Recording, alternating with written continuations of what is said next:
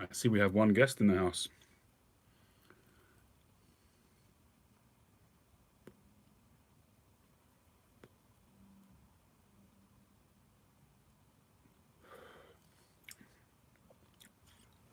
Reveal yourself. This is a very revealing video, so you might as well reveal yourself.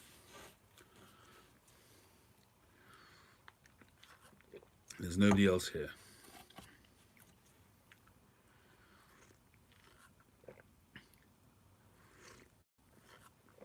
Well, there is now. So I hope you're all well, all two of you.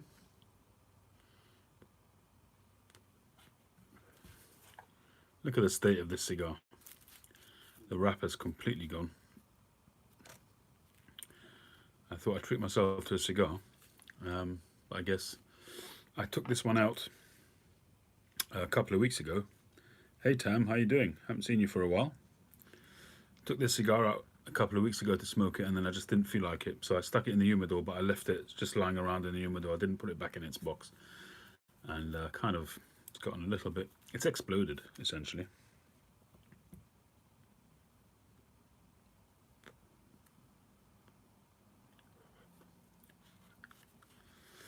But although the wrapper usually, well, it can impart a little bit of a flavour, on a cigar this size it won't have a great deal of impact. 50 ring gauge cigar, it won't have a huge impact.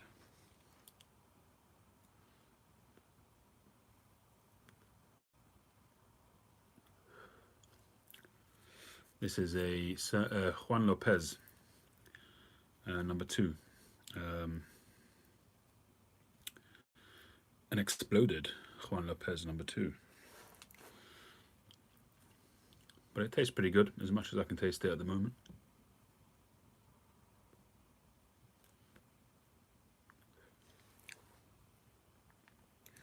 It's actually quite late, it's 10 to 1. So what are you guys smoking this evening?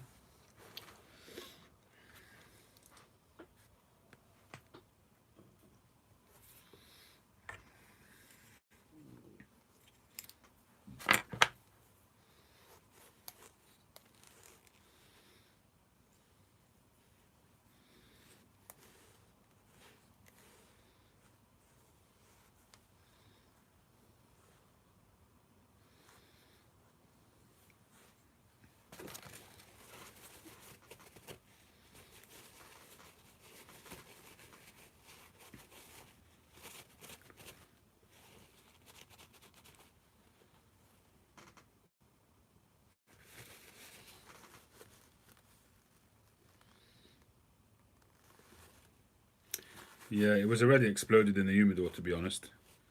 But it does taste good. Hey, Indy Piper. I can never get rid of the dust. And I do have some special sticky wipes, which basically take all the dust away, but I haven't got one to hand. But I did want to show off this pipe, but I wanted to wait till we got a few more people in. But at the moment we're still on 3.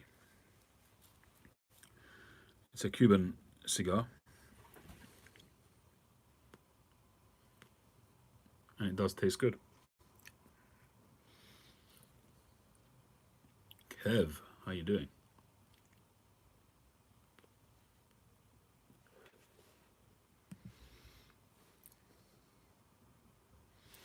So is it you, Kev, that I've been emailing? Or was that somebody else? Oh, you're a different Kev.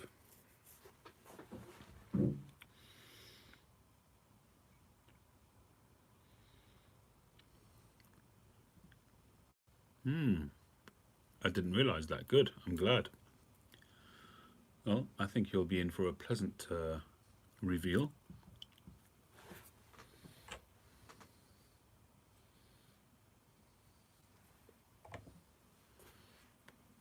Well, the most important person is here, so I can get on with it. No point in hanging around all night. So here is the pipe.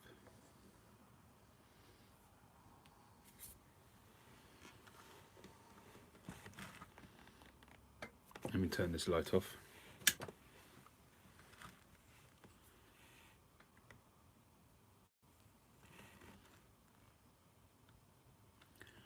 I'm still going to put a shiny layer on there.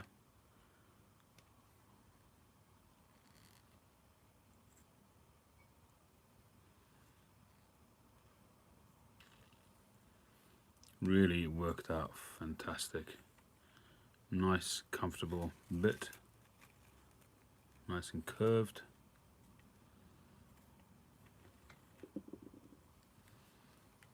Smooth rim. Nice and balanced. And it sits as well. Nice, sleek saddle bit. Square shank. My first.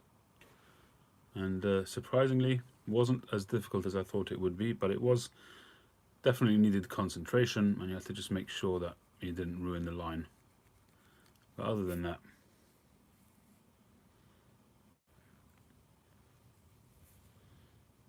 you can see a bit of the grain coming through. I think there's a bit of a cross grain going on there.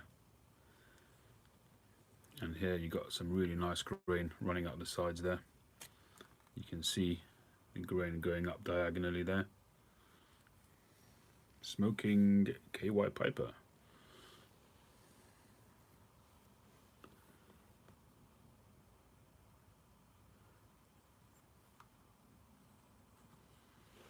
All in all, should be a wonderful smoking pipe.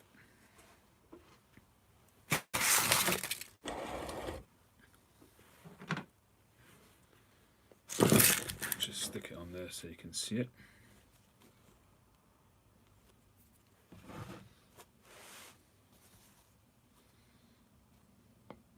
There you go.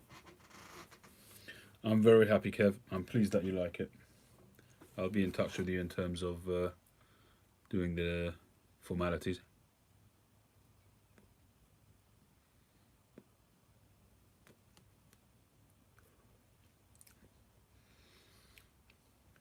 Question is now whether I make an attempt at a diamond shank.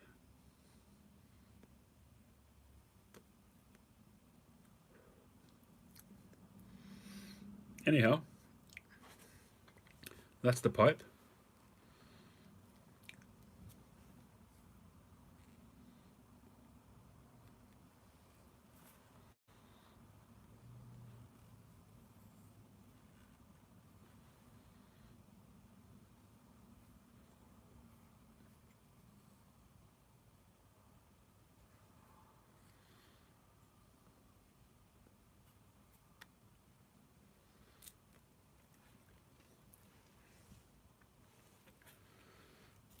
This cigar is so exploded, but it's tasting good. Anyhow, so what I'm going to do now is I'm going to record a little short video just to show the pipe in detail. My lives, this is my 4th or the 5th live today, but YouTube is running slow. I don't know if it's because of COVID and they haven't got as many staff as usual, but I've noticed that all my lives takes about a day till it actually becomes watchable afterwards.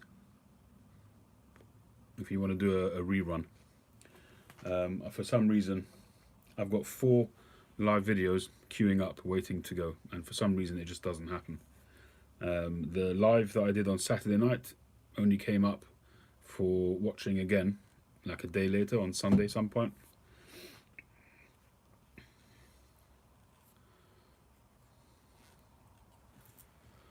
And there it is.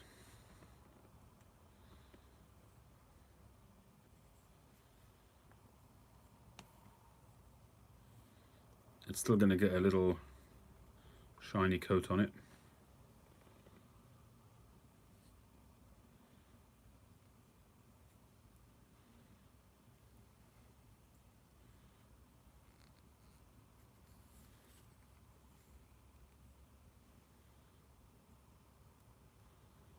Yeah, I reckon YouTube is on a go slow at the moment. I mean, playback is generally okay, but uploading is terrible. Impossible uploading at the moment.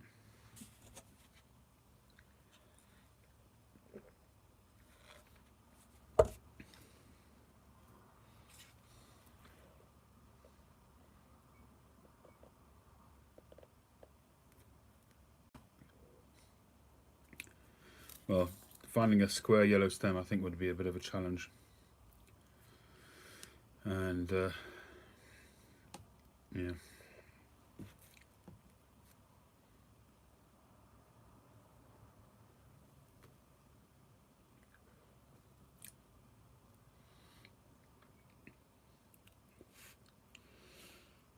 Thank you, Josh. Well, let me know what shape you're after for the next one.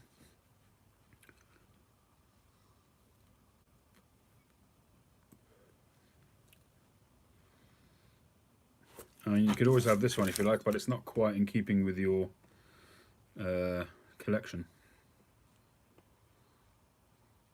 And this one is not filtered. But she is a lovely pipe. Lovely grain. Nice bird's eye. This will be, whoever buys this eventually, at some point, will be an excellent smoking pipe. I left a load of briar underneath there. That will be a great, great pipe to smoke, that I can say. Perfect for flakes. Long, deep chamber.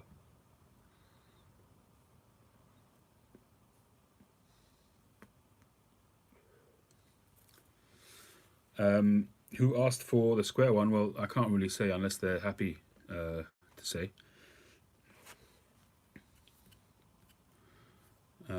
I don't think it's somebody that you know, but I might be wrong.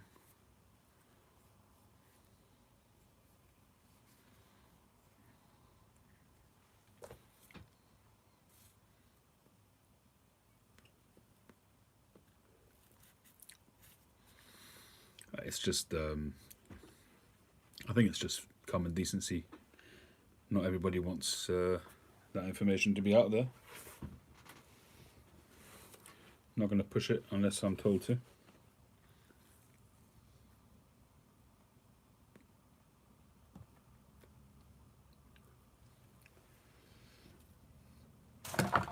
Have you ever tried this tobacco, Josh?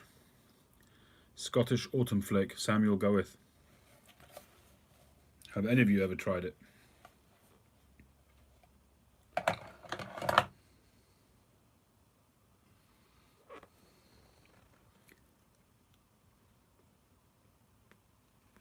Tim, Wolf Valley Boy, held a sale of tobacco recently, and I picked up a few tins from him.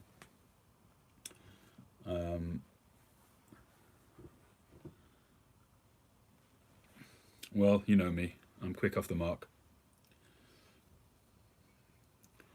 I'm not sure what time of day he uploaded it, but you guys would have been a few hours behind, I guess, so you may have been in the middle of the night.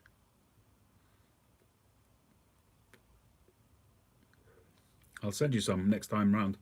Next time I'm sending a package to you, Josh, if you just remind me, because I'll probably forget.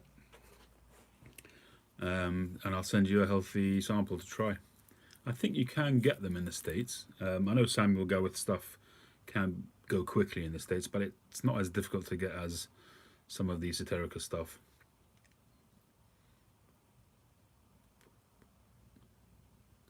But anyway, next time, just remind me and I'll send you some. It's a really, really nice flake. Um, don't know which one I opened. This one.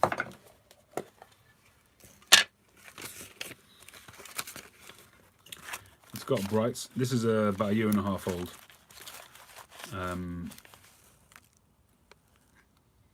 Oh, is it really as hard as that? I didn't realise that. It's a nice tobacco. It's darkened quite a bit, nicely mottled. Smells very good. It's a mixture of farmyard and fruit. Flavour-wise, in as much as I can taste at the moment, I still haven't got my full taste back, but it tastes like Darkstar from McClelland, and that's an amazing tobacco. It's a very smooth, sort of a little bit of cinnamon, a little bit of burnt sugar in there, fruitiness obviously, but it's a very smooth, easygoing smoke. It's something you could smoke all day long, I think. Bearing in mind that I'm tasting about 20 to 30% of my full flavour palette. So I don't know, maybe it'll be quite a rich smoke once I do get my full taste back.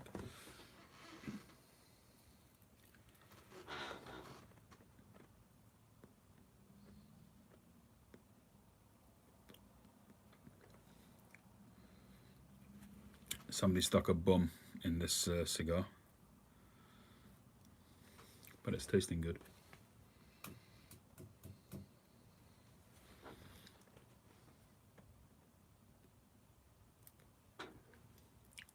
So any of you in some of the states that are starting to relax restrictions?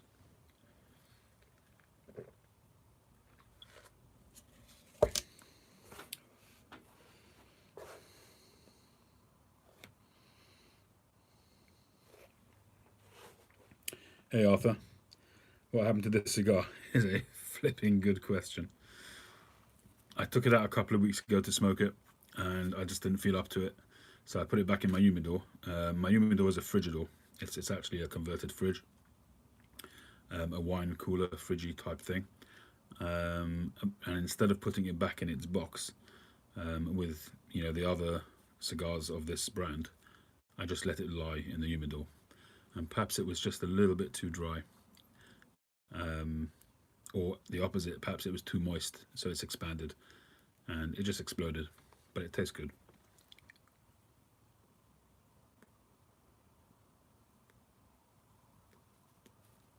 It's a Juan Lopez selection number 2. New York City, no relaxation.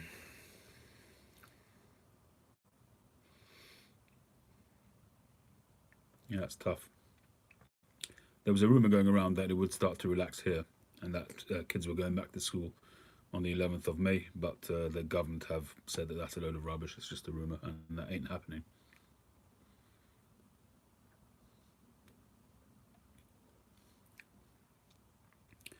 I still, in the mornings, I get up, I get out on the car, beautiful weather, and you kind of have to pinch yourself to just think, to remember what's going on in the world. It's so surreal sometimes. It's crazy.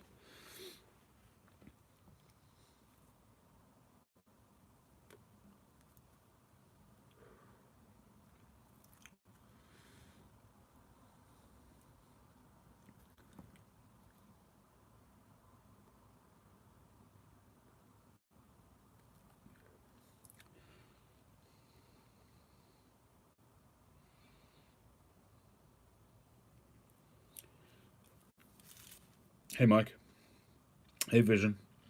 Trying to open business this Monday in Georgia.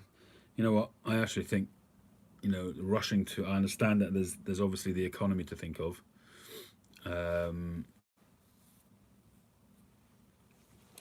But I'm really nervous about this virus, not just because I've had it.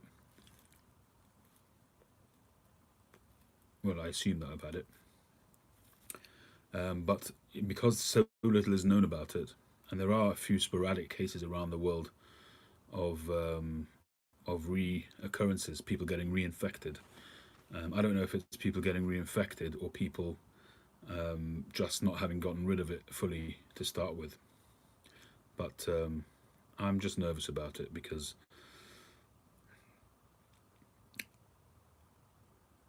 there could be a completely new spike. It could just go around again completely. China could start all over again. and it could just go round again like wildfire. And I just still can't get to grips with people who, still going to on leisurely outings, with their families and sort of hanging out. I don't get it. I really don't. I mean, I've got no problem with people doing their daily walk as long as they're keeping to themselves. Maybe walk around the park, get a bit of exercise. But people who are going to sort of have fun, meet up, play football, that kind of thing, just boggles the mind.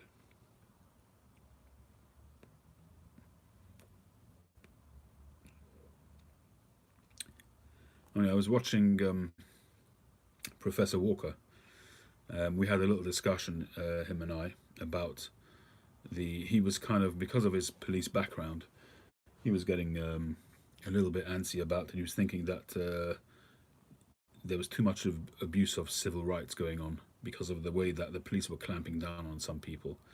I haven't watched the video today, but his video is titled "The Police Put Sand in the Local Bike Ramp or Skateboarding Thing, or skateboarding park, something like that." But they filled it with sand so that people couldn't use it. And I don't know. I sometimes I feel that these people who stand on a pulpit and scream civil rights because it's in their blood, and they're just not seeing the wood for the trees. The whole world is at risk here, and people don't realize it. There is no vaccine. People are dying like flies. They're dropping like flies.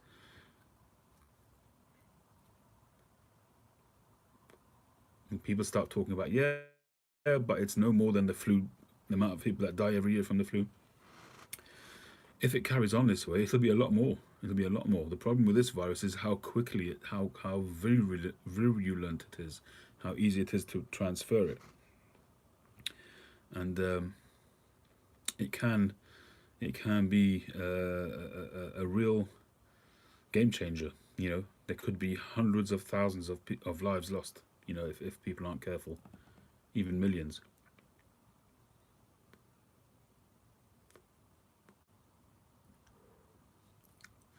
How the world copes with it, how the economies cope with it, I don't know. I don't have the answers. But as long as the governments say that there's a lockdown, people should just respect it. And you could say, well, I don't trust the government. Fine. If you're going to be an anarchist for the sake of it. But here, you're talking about lives.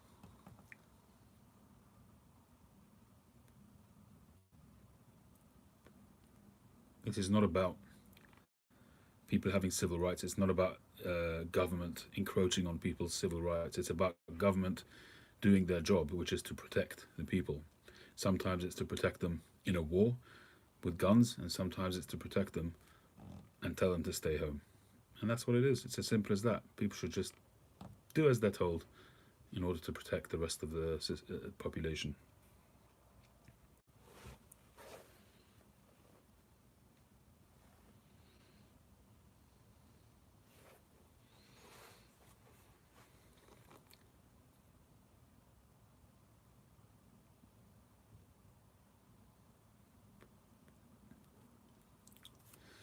I'm not saying that that's just carte blanche, obviously. I'm not saying that there's no limit, but at the moment, I don't think that the governments have stepped over the mark. I obviously don't know everything that's going on in other countries, in America and so on. But here in this country, I think they've taken a very relaxed approach. And there's people here saying the same thing.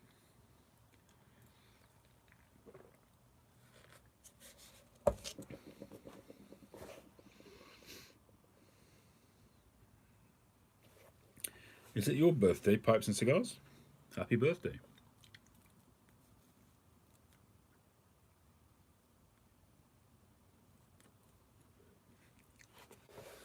Well, there was quite a bit in the press yesterday about complaints about how our government handled it, and that the government was essentially running around like headless chickens. Obviously, didn't have their prime minister to hand for quite a lot of the time. I don't know. Hey, Mike, how you doing?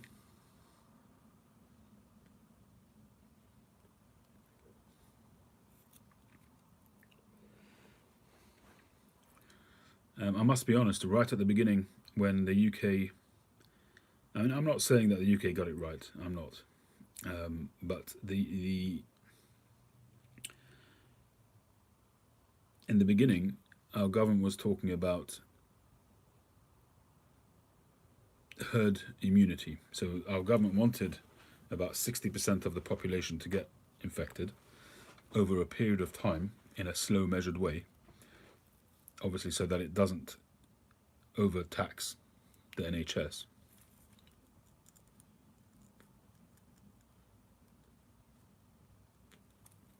And they felt that because nothing is known about this virus and the chances of getting a vaccine soon was very low and is very low,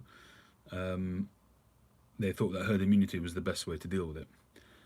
I think that kind of changed as we saw what happened in Italy and Spain, and the risk of huge loss of life, they just had to be dealt with. And they timed that lockdown so that the peak would be tempered in some way. So whilst we've lost, I don't know what the number is today, but somewhere between 15 and 20,000 people, which is a huge amount of people. And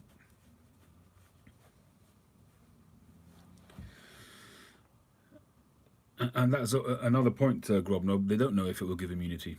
I mean, I'm somewhat nervous about that, even though that I may have had it. I'm still not sure if I will be immune to it.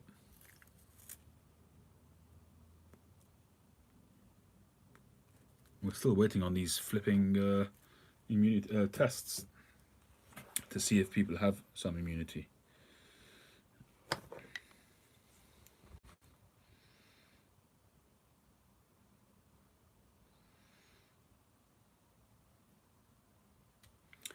Hi, Sea Smokes. Yeah, we have been busy today, just smoking an exploded cigar. But it's tasting good. Yeah, I'm out of gas.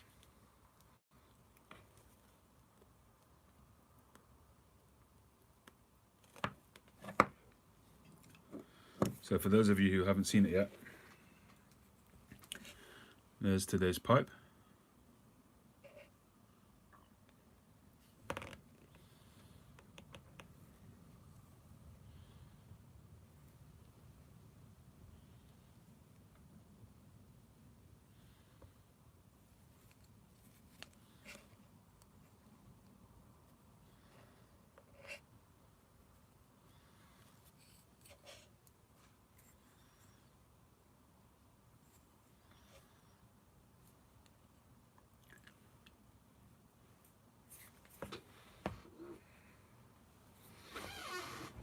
It's my first square shank.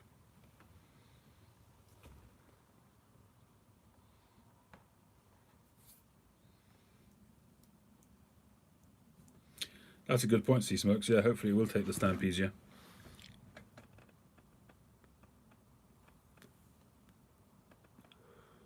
Okay, Josh, no problem.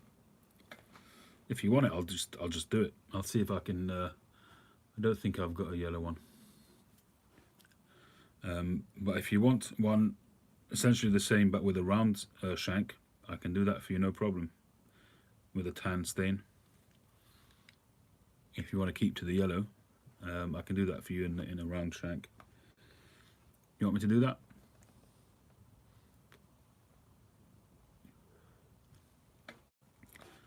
Grobnob, I've not done a hexagon shank as yet. I think you like the square. Okay.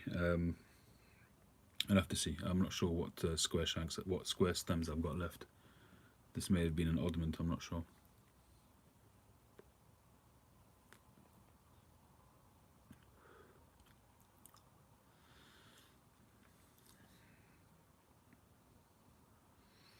Hey Guy, how you doing? Shalom, shalom.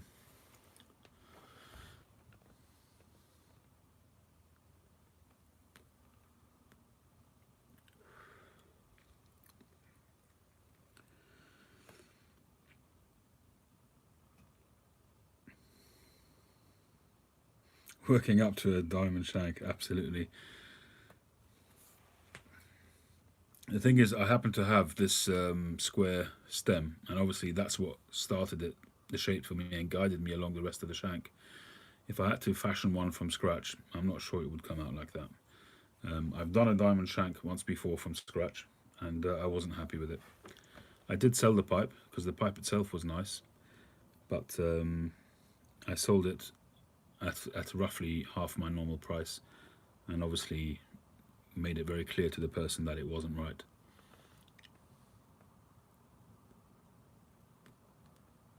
I have made a few pokers. They're mostly English style pokers, so they kind of a flat bottom, and the shank is at the bottom of the pipe as opposed to the bowl extending beyond.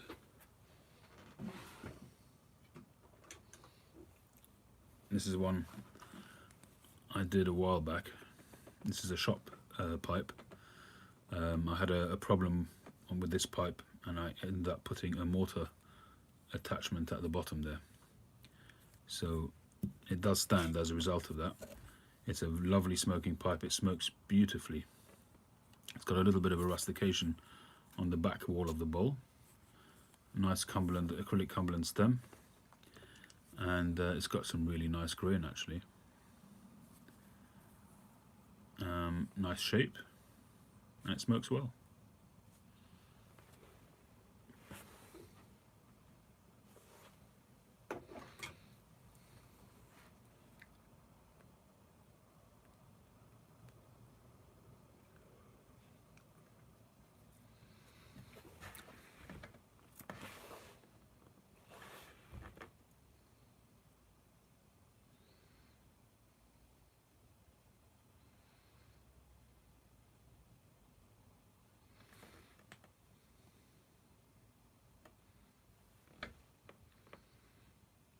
Thank you, Saranov. No evidence of human-to-human transfer? Not with you on that. The English style is easier simply because the shank is at the bottom of the pipe, as opposed to, see, when you're doing this on the lathe, you can make this circular shape, and then once you've got the first half of it, you can follow it through up to the shank, because you can do it on the lathe up to there, or, well, depending on where the shank is. But if you want to extend it below, that's kind of, you have to do that by hand, and to get a perfectly circular shape, for me, is impossible. How people do it, I don't know. I guess they possibly do it on a sander, maybe, on a wheel sander, and just spin it around like that. I don't know how they do it, but I've not yet mastered that skill. So what I usually do is I can get it pretty close. I mean, I just can't get it perfect. So what I'll usually do is I'll rusticate the bottom, and it looks fine. But to get it perfectly circular, I don't know how to do that as yet. Getting anything perfectly circular, I can at this stage only do on the lathe. Reverse chuck, which will hold the bowl in the tobacco chamber. I'm not with you there, Mike. I have seen one guy on YouTube who has this device attached. I don't know if this is what you're talking about, but he's got this device attached to his drill press, and the pipe sits in the center, and he's got a sanding bit which goes in the drill press, and it goes around the edge, and it gives a perfect circle. I've never seen that before. I don't know if it's a homemade thing or if that's something which you can buy. I don't know.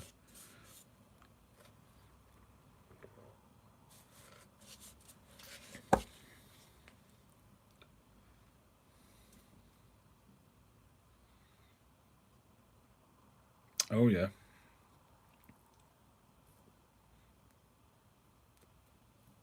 Yeah, I think I've got one of those.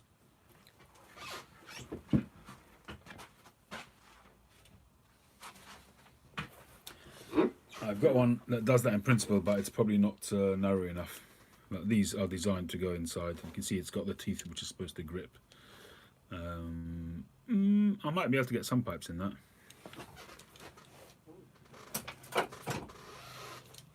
This is a separate chuck that I use for the stems.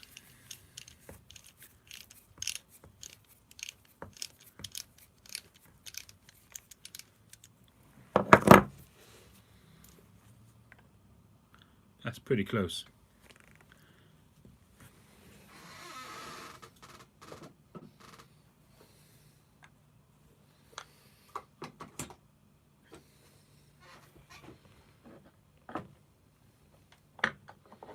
I haven't got a pipe with a larger. I tend to do smaller diameter bowls. I've actually just ordered from, is it called Janssen Pfeifen in Germany? Something like that. I've just ordered a set of drill bits. The spoon bits, they're okay for a while, but they get blunt after a while. I suppose I could sort of develop the skill to sharpen them up, but I have tried these parabolic ones or whatever they're called.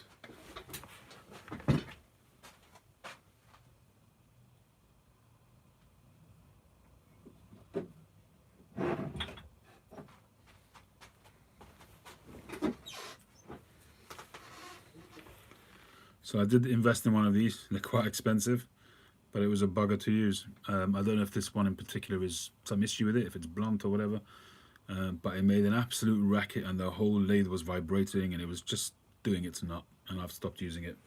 And I actually got in touch with the company and they said I could send it back, but I haven't done it yet.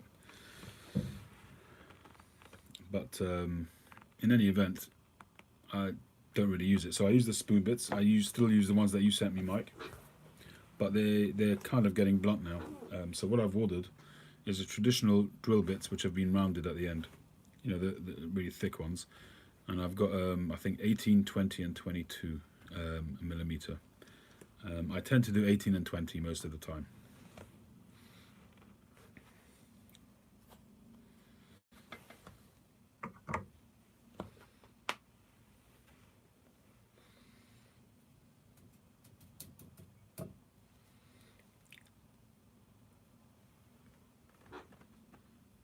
Hey Robert, hey Paul, how are you all doing?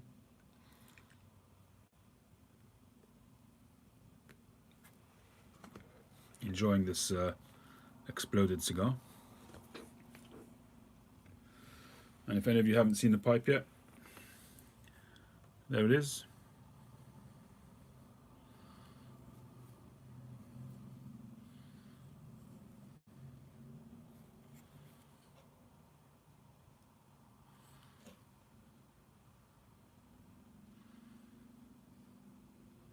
See you, Mike. Hey, Carl.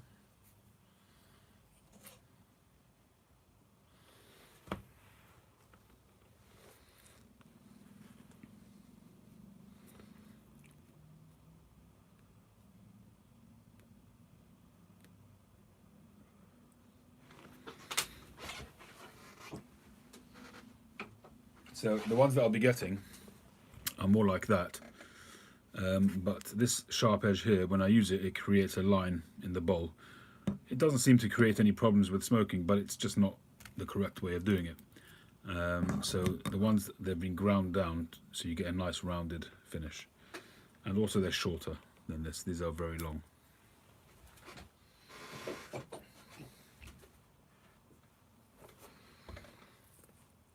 Thanks, Robert.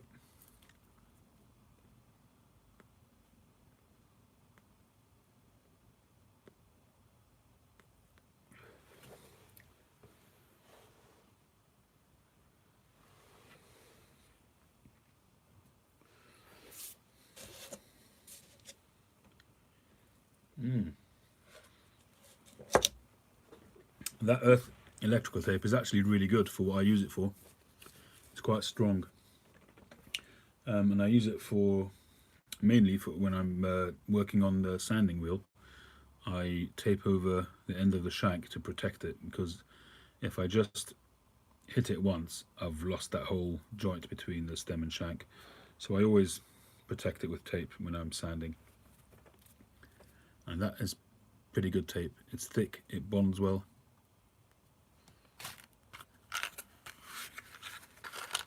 And that was purchased from Axminster, and it's about 90p a roll. So cheap and cheerful, but it does the job.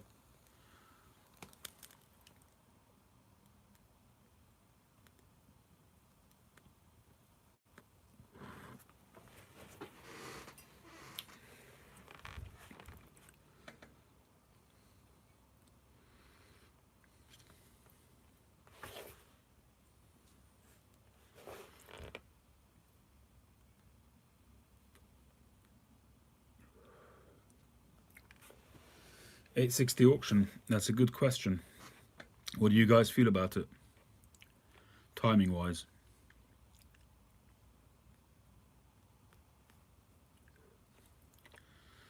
I was thinking possibly this coming Saturday night. I didn't want to do it this past Saturday because I wasn't even sure that I was going to go live, which I did do in the end.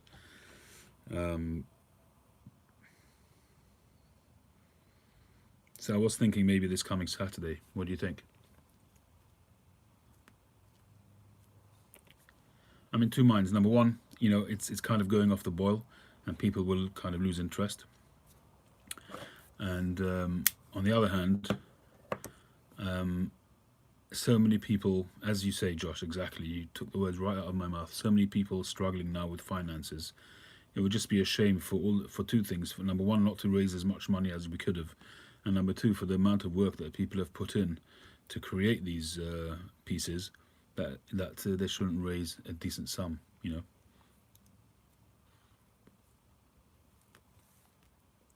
I can't do a Friday. I can never do a Friday. So it's always going to be Saturday night for me, or a midweek. I can do Sunday to Thursday or Saturday.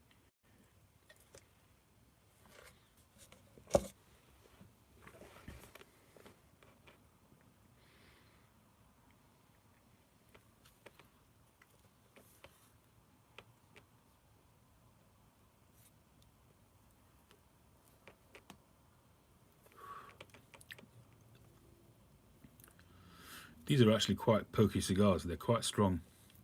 The selection number 2. But because I'm not tasting so much, I can actually enjoy it. It's always Friday somewhere.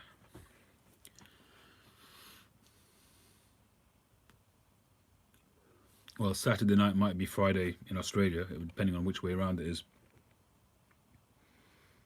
Thanks, Carl. Yeah, it definitely needs to have some time to publicize it. So maybe fix it for not next Friday, but the following Friday, and then we can start to get the word out.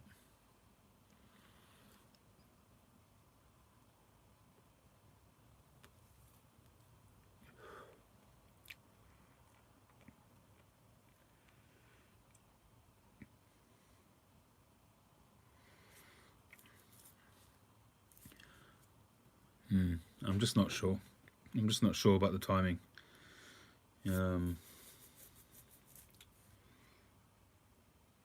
Yeah, absolutely. Hi, WV. Jeff. Yeah, for sure. I'll let everybody know. Phil, definitely. You. Anybody that's happy to publicize it on their channels, I'll be grateful. I just really, really don't know what is the right thing to do. Just get it done, or just hang on. The problem is that if you hang on, you might have to hang on 6 months, And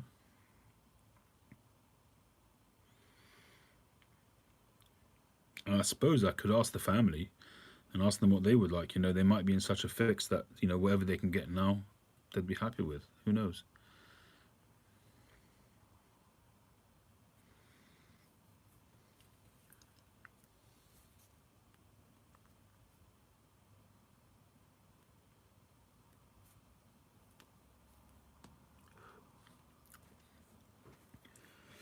Yeah, there are some cracking pipes there as well. It would be a shame for them not to raise decent money.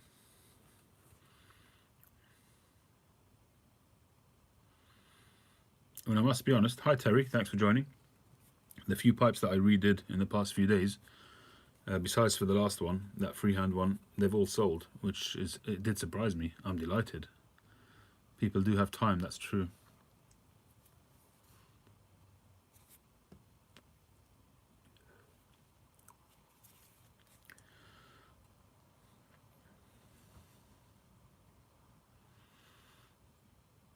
Yeah, take advantage of people's paychecks. Grab their money. Your hit count is up. Yeah, well, that's people are at home for sure. That doesn't necessarily convert to pounds, shillings, and pence though. Cloud Bear, how you doing?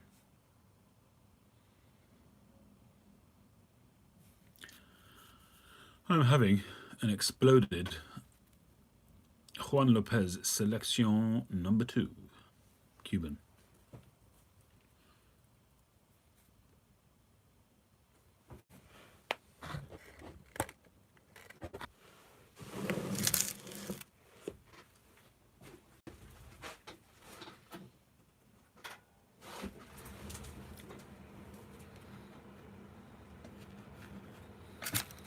No, that yellow stem is not filtered. It's one of the only pipes that I've got at the moment. I think I've got a total of 2 pipes which are not filtered.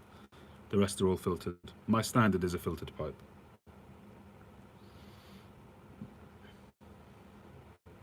Robotnik, thank you for joining. How are you doing? Put them on Mike's site and let people bid on them. It's not a bad idea, as it goes.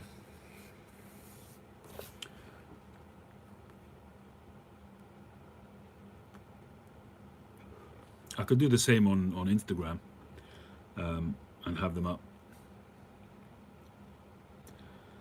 But the original idea was to do an auction live and to take email bids or messenger bids for people who didn't want to publicize their bids. But the main thing was to do it live so people could get into it, the family could watch it, you know.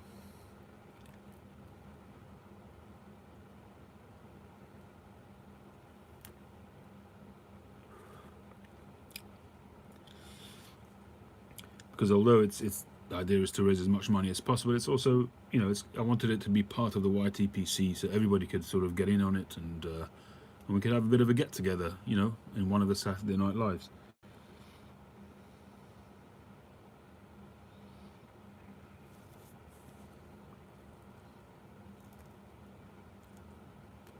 I should ride the wave, C Smokes, is what you're saying.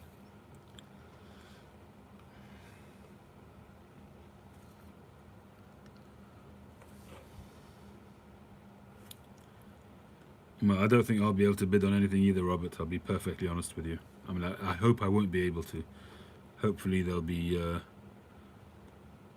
decent figures that I won't be able to afford them.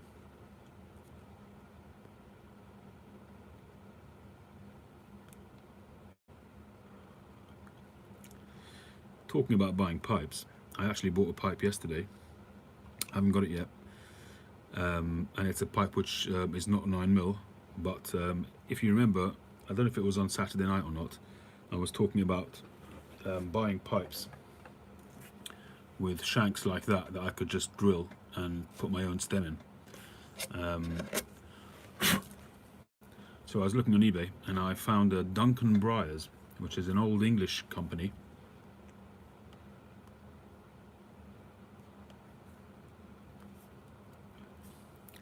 For a great price. I found a freehand, a plateau topped freehand, quite big as well, and I've been enjoying big pipes recently, and so I'm really excited to see what that how that looks when it arrives.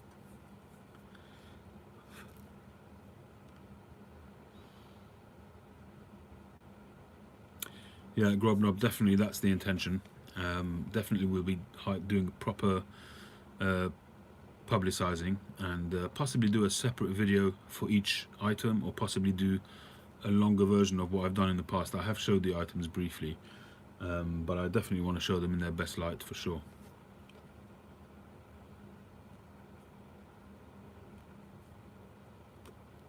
Maybe having separate videos is a bit silly, but I'll probably do them all together actually. But just spend more time on them, and maybe I was thinking of buying one of these turntable things, you know, things that just turn around so that people could just keep looking at it during the auction.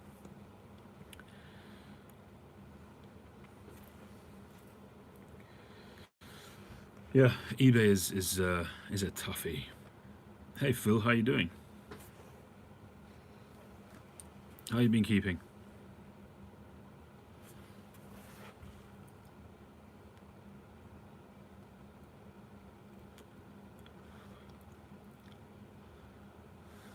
A corn cob for 19.99. That's expensive. Unless you're getting a Jake Hackett one. Those are nice.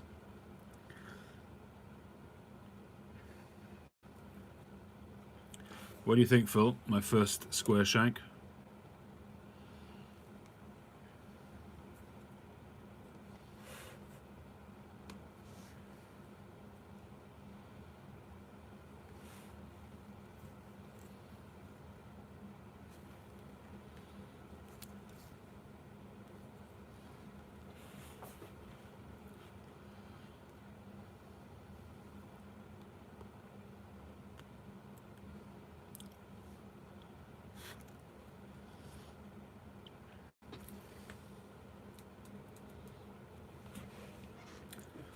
Well, coming from you, Phil, I'll take that as high praise.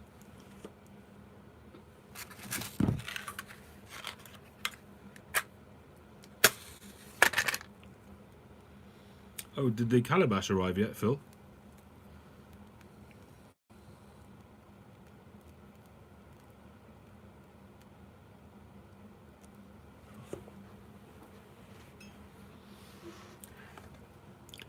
Oh, and hopefully you'll get it in the next few days. There's a little something in there for you as well, just to keep you, put a smile on your face in these wonderful times that we're all enjoying.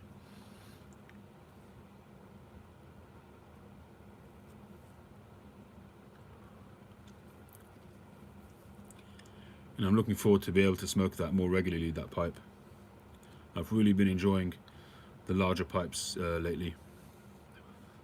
I've definitely been influenced by Rich Esserman. I read his articles in the Pipe Collector avidly, and I think he's gotten me a little bit. I mean, I'm not into these gigantic, huge magnums that he's got, but can't afford them for a start. But I have been enjoying larger pipes recently.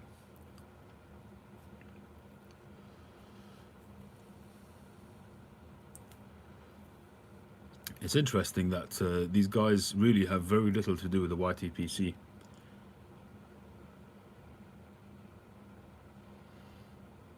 I saw you your picture of him, your friend Ken. I guess by what you've just said about going into hospice, that things are not looking too great for him.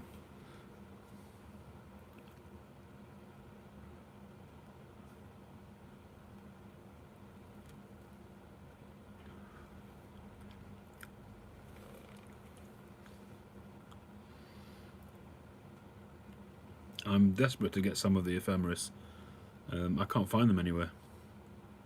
I did see on eBay a bound version of several years of them in a bound book, but it went for crazy money. I think it went for about $500–600.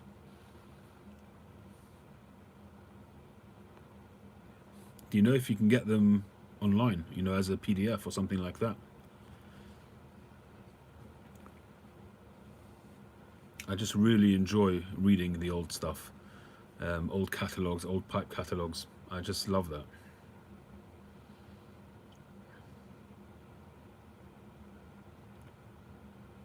No longer responding. Nah, that's not good. Yeah, it's hardcover, the one that I saw, Mike. But it went for big money. I actually think it was a buy it now, actually, if I'm not mistaken. And I think it was about $500–600, maybe $400. I'm not sure. But when you read the Pipe Collector, there's like a whole different community out there. You know, the pipe show kind of community, which seem to revolve around this circuit of pipe shows. Mike, you obviously know all about that. Your name is mentioned in almost every release.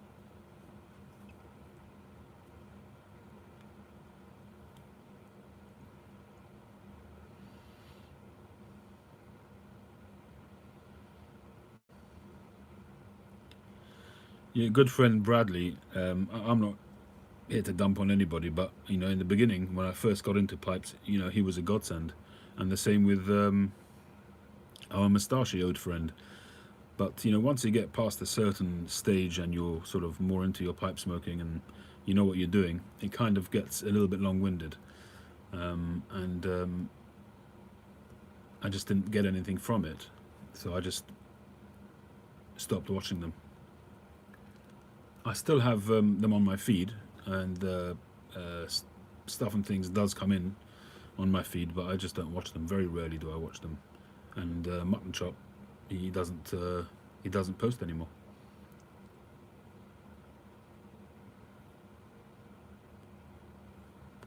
Hey Jeffers, thanks very much. Mick Cigar, thank you. M Cigar. Yeah, sure, no problem. That's what we're here for.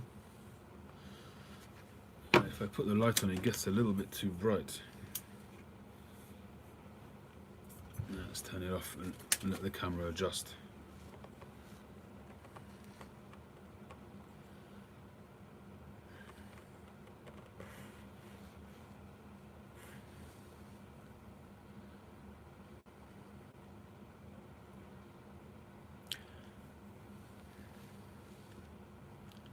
I think it's a pretty good video shape. Quite happy with that. It's got a very, very slight forward cant, and it sort of curves around from the top there. So it's very slightly narrower at the top than it is. It's got like a waistband around there, and then it goes back in again.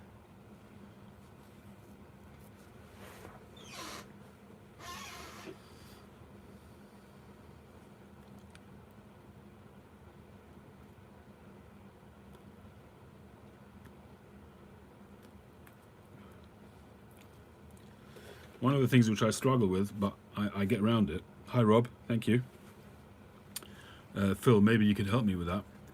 Is that what I find is that because you've got smooth areas and rusticated areas,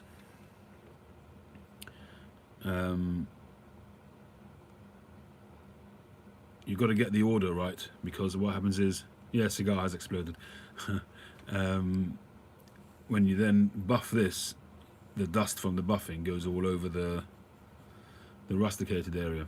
So what I try to do is get all the buffing done and then finish the rusticated area. But I'm kind of learning that, but I do find that a bit of a problem sometimes. But I guess you learn as you go along.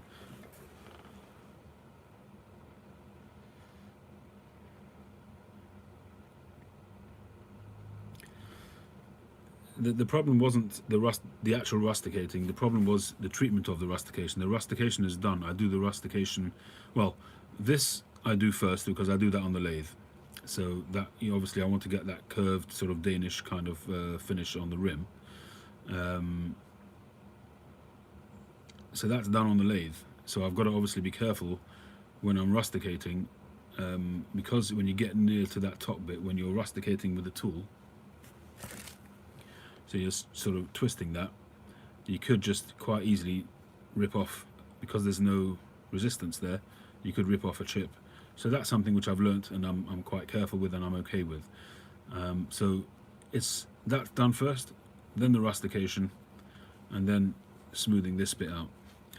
But I had to restain this because I wasn't happy, because I'd rusticated it, stained it, and then buffed, you know, carnauba waxed the smooth areas, and obviously the dust got into it and started to clog it up a bit. So I had to go over it with a wire brush and then restain it. And then I'd obviously done all that smooth area, buffed it, so it's okay. So I just have to remember the order to do it in, that's all.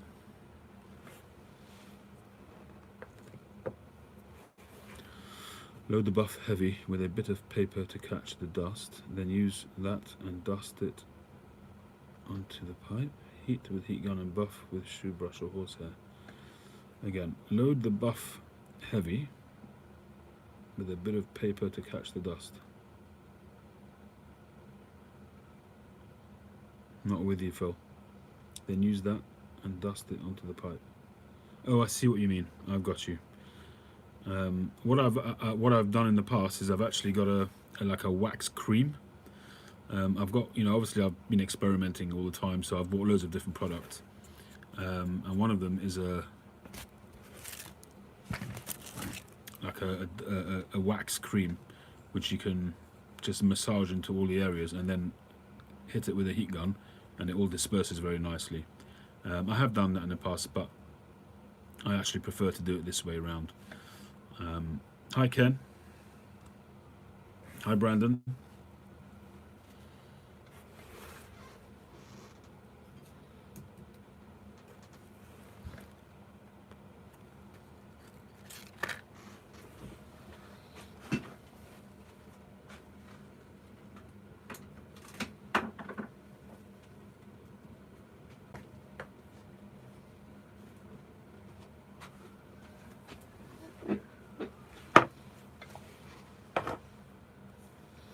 So this is a sample which was sent to me. It's by the people that make Minerza. You know, the blocks. I keep forgetting the name.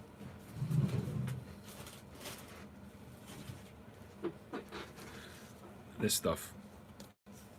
Yeah. So I spoke to the guy and I asked him about it, and he put together this little sample. I used it once. I wasn't that impressed with it. I think it's used mostly for car polishing and that kind of thing. I've tried also this Renaissance wax, which is used by museums, and actually the guy that makes this, who owns the company, lives on my street, which is an unbelievable coincidence, and he gave me that to try.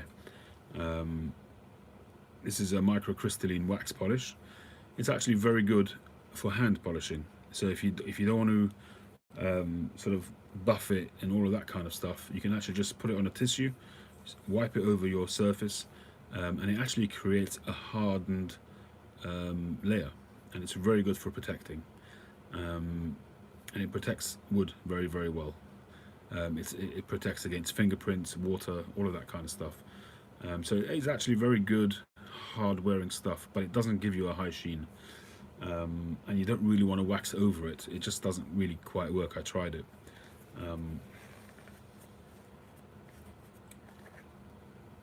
It looks like a petroleum-based kind of wax, but it smells like it as well.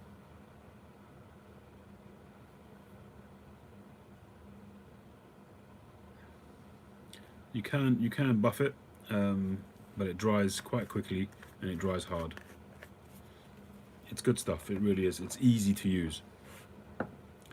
And then there was this I used for a while, which is Hampshire High Gloss Paste Wax. And this is actually very good stuff as well. This is a mixture of natural wax or beeswax or something like that, together with a microcrystalline wax. It's carnauba. There you go. Carnauba and microcrystalline waxes blended to create the hardest wearing, brightest fingerprint and splash resistant finish available. Perfect for a brilliant shiny gloss finish on decorative, turned and flat work pieces.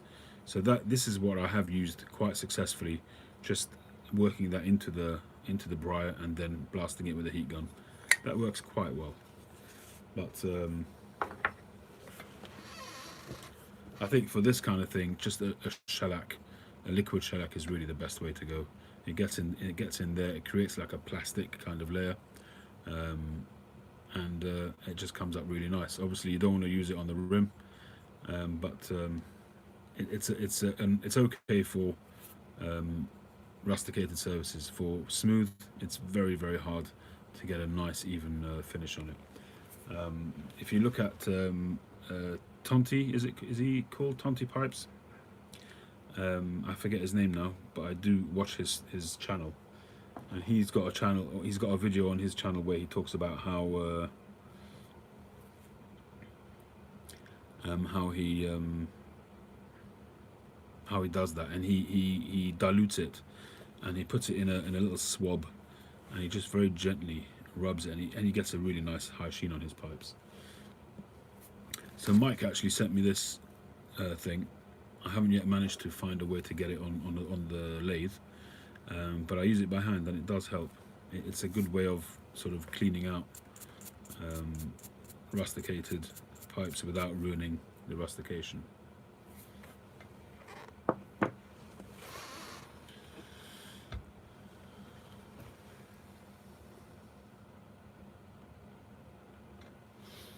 Yeah, I've seen oils. Ian Walker, he uses oil, just general cheap cooking oil, on his rusticated pipes. I haven't actually tried that. I should give that a go. Thanks, Ruby. All the best. No, that pipe never arrived from Dragon, unfortunately.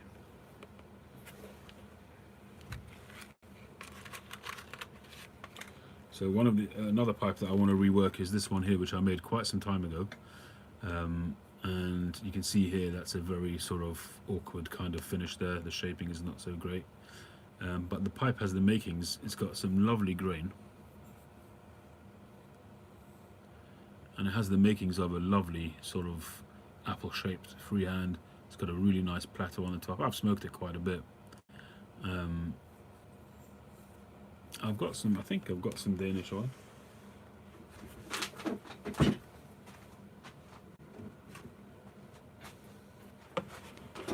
I've tried everything, Phil, but I read somewhere that you shouldn't use Danish oil on pipes. I don't know why, but I saw somewhere that it's not, one shouldn't use it.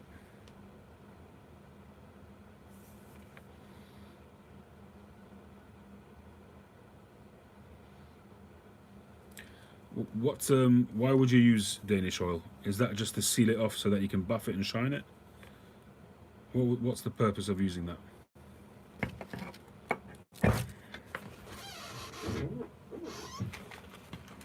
Would that give you a shiny finish?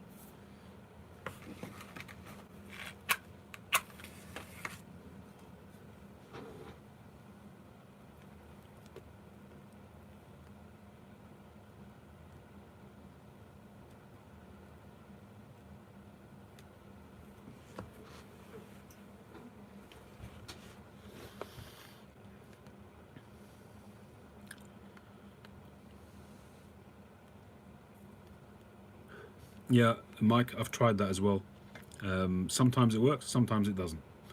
Sometimes it gives me a really nice shine, and sometimes it just still clogs up and gets dust on in the crevices.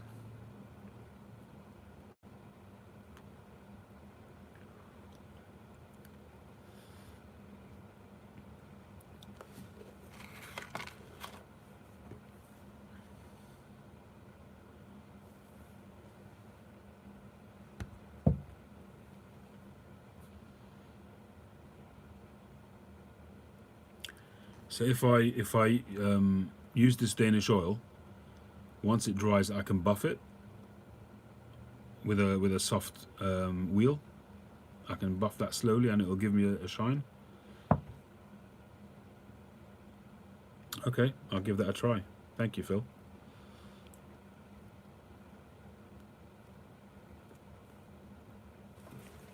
In actual fact, we'll do this while you're here, and you can guide me.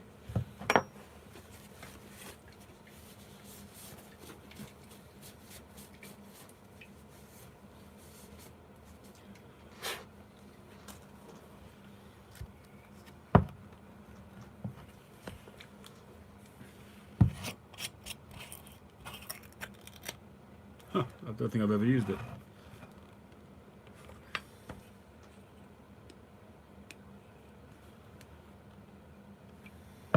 Do I just puncture that?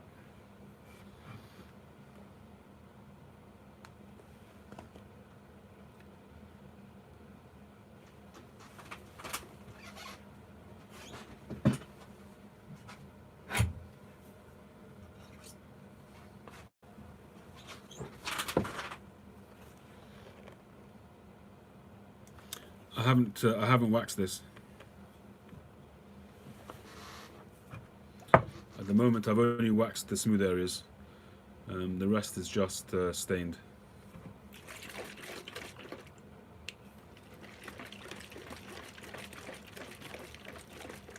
No, I won't use it on the smooth areas. The smooth areas, as far as I'm concerned, are done now.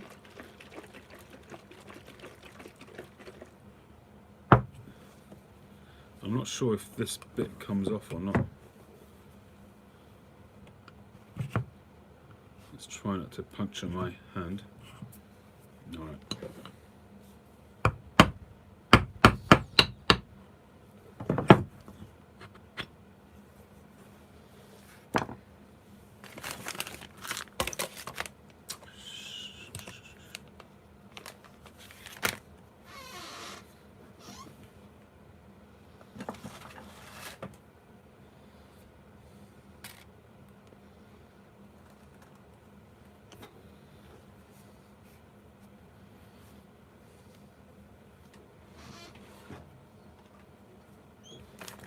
and we'll do it on my shop pipe.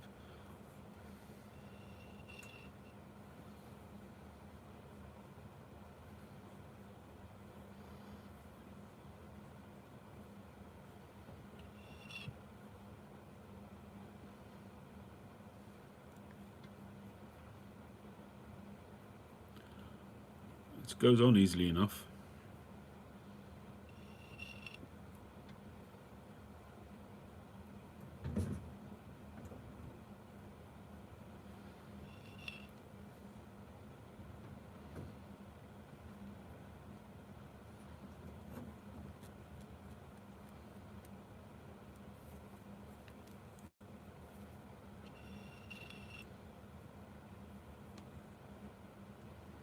There he is, Paul, with his Lul. Lul. I've started using Lul at home now, actually. Lul. Lollage. Just a thin layer, is it, Phil? Or do I slap it on? So is this essentially going to do the same kind of thing as shellac and give a little plastic layer?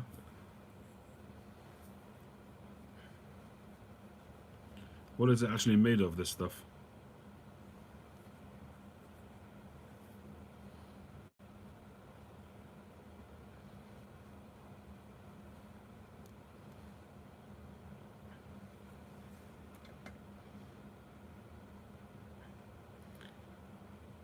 Slather it, okay. Thanks, Kev.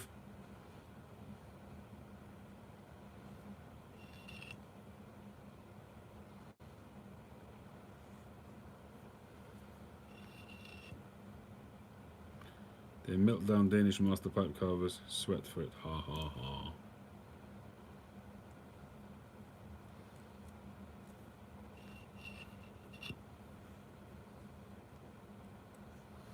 Danish carvers don't sweat, they just get all the best briar from Mimo, so they don't have to sweat, and they don't have to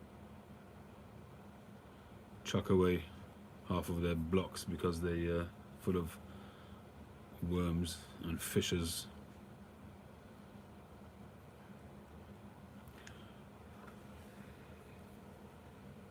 Cynical? Me?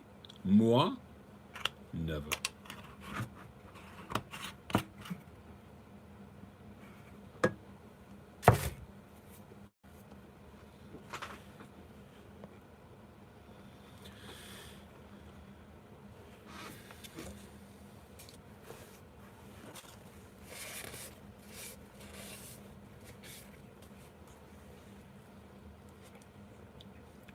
Cold coffee again, second time today.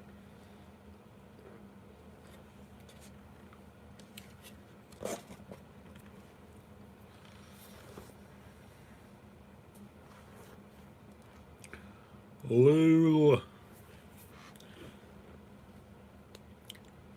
So how long do I need to leave that for, Phil?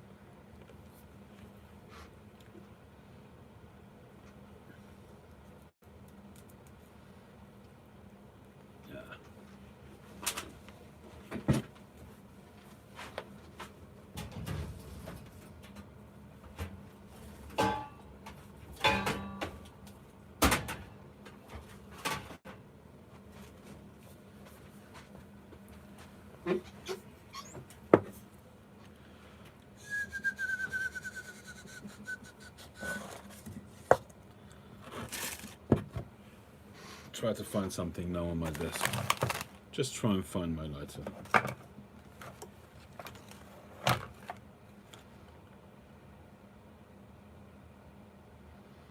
Hey Cisco, how you doing? Can any of you see my cigar lighter on my desk? Because it's usually right in front of me and I can never find them. My desk is a bit of an Aladdin's cave.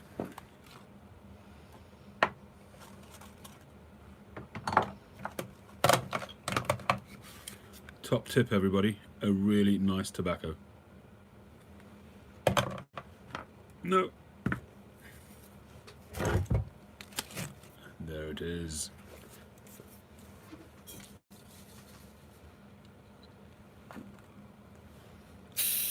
Ow.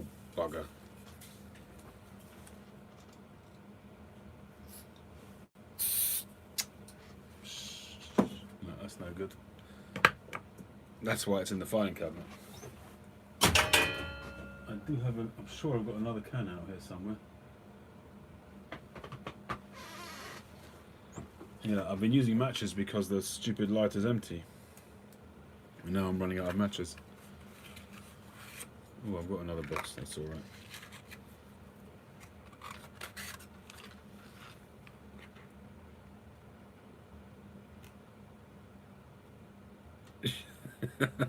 Absolutely pipes and bees. Saturation.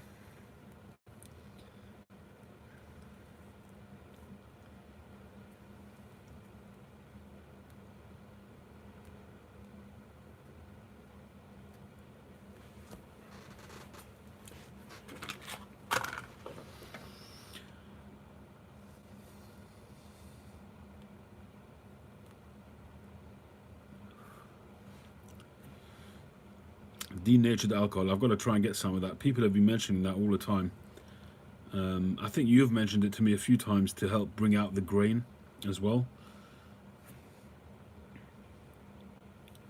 I'm smoking an exploded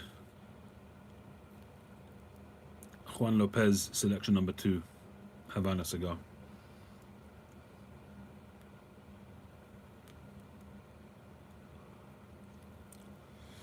It's a shame we're so far apart, Phil, because I'd be around yours every other day. So much experience, so much knowledge, and an amazing workshop. Pack and Puff is back in the house. How you doing? It tastes fantastic. I'm very happy with it.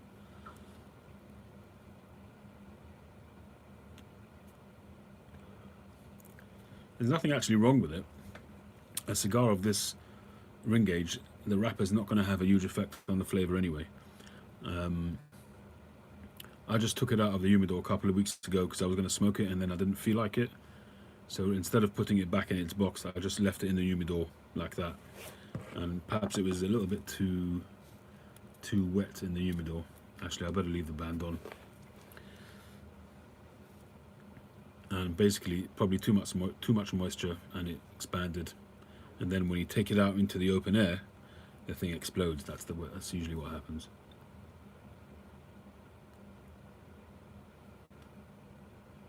What I find amazing with cigars, less so with non-Cubans, I find that the American cigars or New World cigars, I find that their wrappers tend to be a little bit thicker, a little bit sort of more a rough kind of edge to it, and it kind of holds a bit better. But the Cuban ones, I mean, they're just so thin. It's unbelievable how they're able to make that pliable, and you know that you can work with it when you're rolling the cigar. Is quite amazing.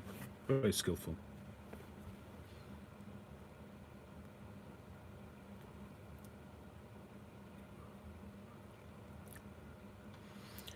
Well, people just drop in on you, do they?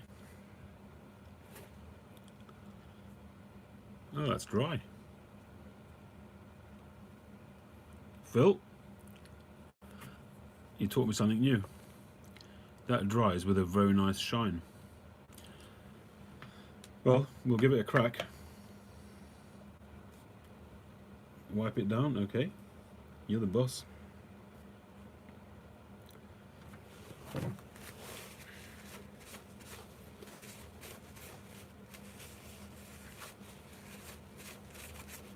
That is bone dry.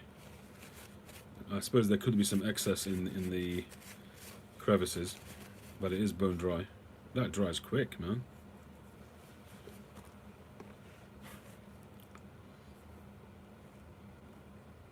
Alright. I can buff that as well and it won't give me dust everywhere.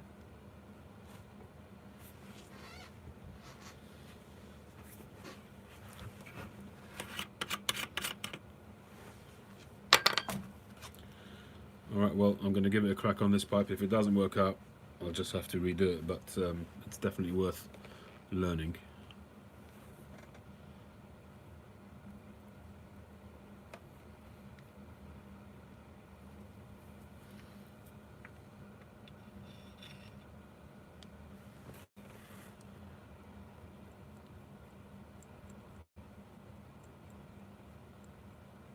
I assume you wouldn't put it over the smooth parts.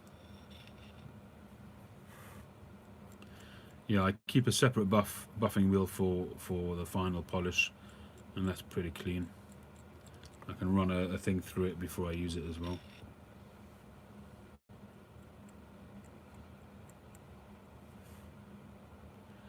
It seems to be a lot easier to apply than shellac, that's for sure. Shellac, I mean, obviously, if you dilute it, I've tried that, I've experimented that, you know, with shellac to dilute it, and it just didn't work for me.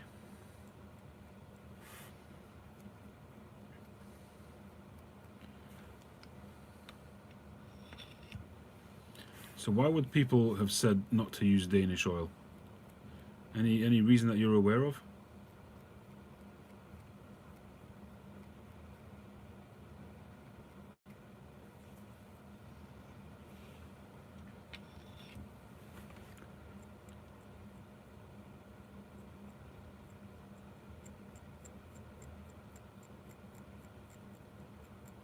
I was told not to use shellac on the rim because it could bubble up, you know, once the flame gets near it. Would that apply to this Danish oil as well?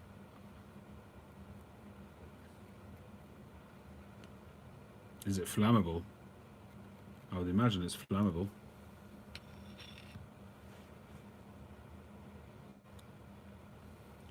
I restrained a pipe recently as well, and then I restained it.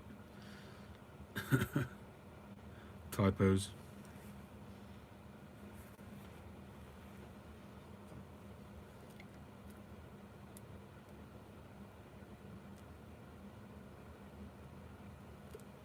I did the same typo the other day. I restrained a pipe rather than restained it.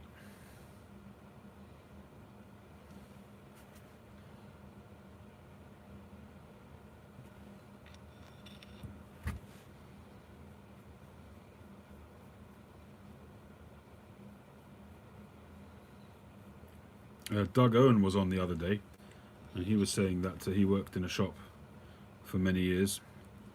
I thought he was a pipe maker, but he said he worked in a tobacconist, and they had a buffing wheel just to polish up people's pipes.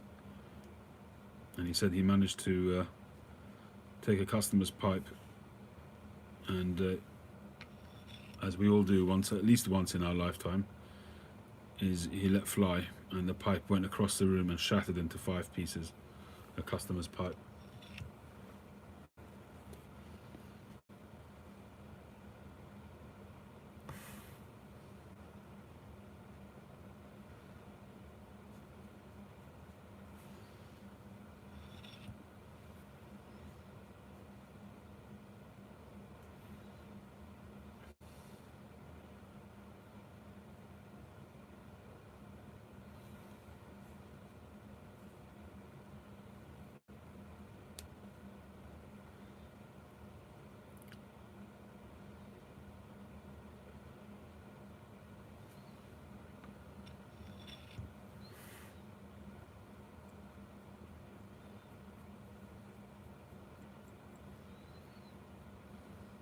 Well, I read somewhere that you know, people talk about pipes needing to breathe and so on, and somebody said something along the lines that pipes don't breathe.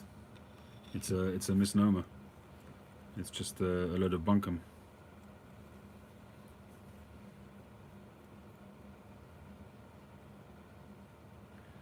And I guess any pipe that's got shellac on it ain't gonna breathe at all.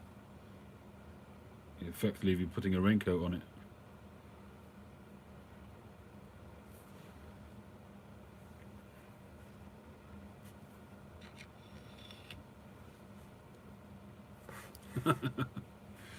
Yes.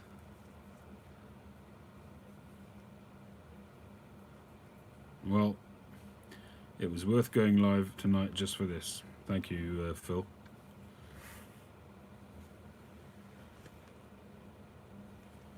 Just look. Ooh, we shouldn't be talking about him tonight, should we? He's dead officially, isn't he?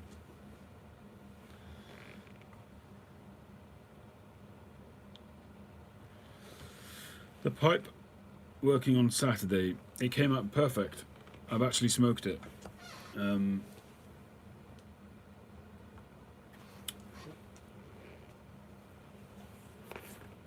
yeah, absolutely, Mike. I thought you might say something along those lines. Um, the pipe I did on Thursday was the apple with that beautiful grain. Um, give it a go with a stiff shoe brush. Okay. Why do you do that?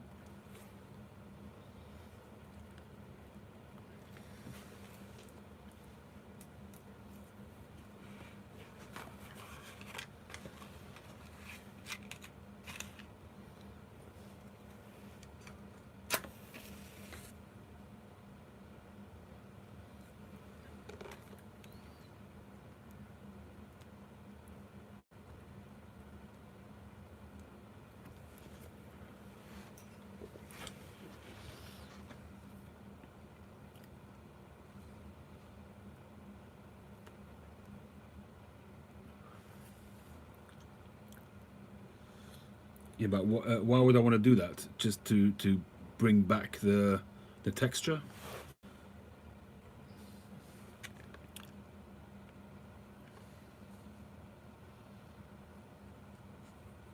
Wouldn't that dull the shine on it? Luster. Okay.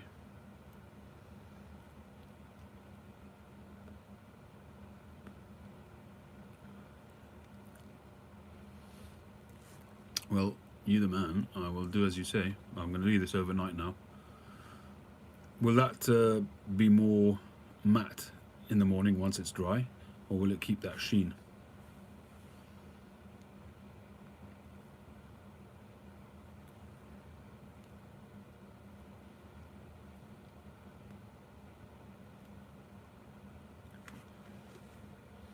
I'll stick that on the peg.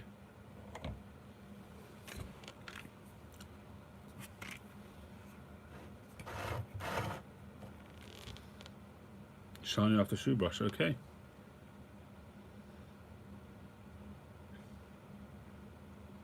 Phil definitely has a channel. Every so often we get treated to his sweet voice. Not for long.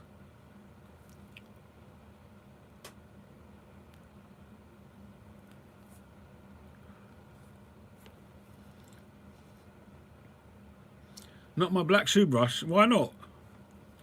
It's got plenty of wax on that. I'll have to get a new one just for that. Can I use a new toothbrush on it?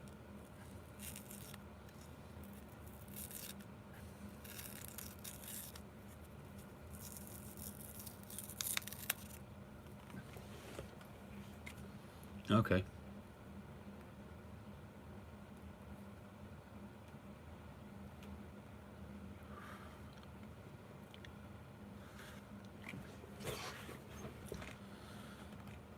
Natural bristle.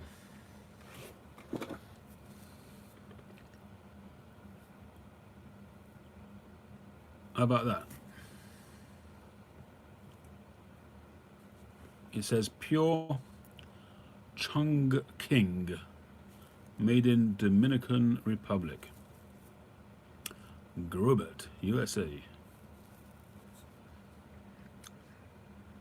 Don't forget the floss. Is my taste coming back? I have, I would say, about. Mike sent me this. He was very generous. Sent me that. I've still got to find a way to mount it on my lathe for certain uses, but I'm just using it by hand at the moment. Really? I didn't know that you can't click on somebody.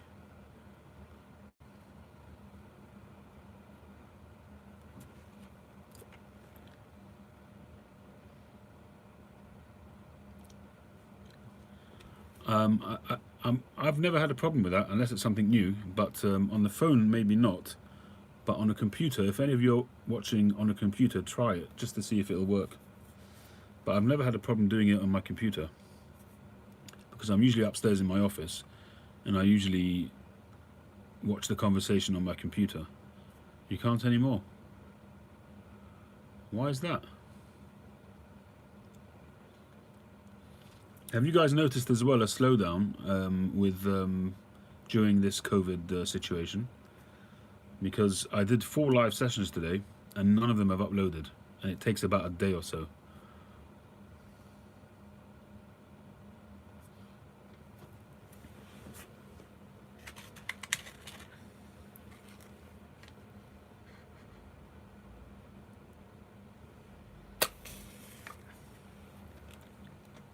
That doesn't make sense, Mike. Surely the whole point of them getting the subs is that they get the advertising. You mean maybe now people aren't paying? They can't afford it.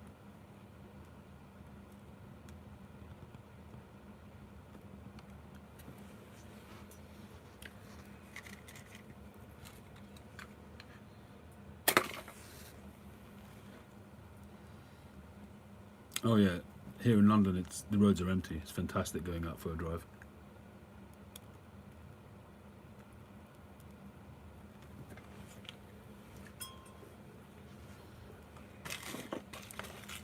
Yeah, I reckon they just don't have the staff to manage it all at the moment, so they're just cutting services.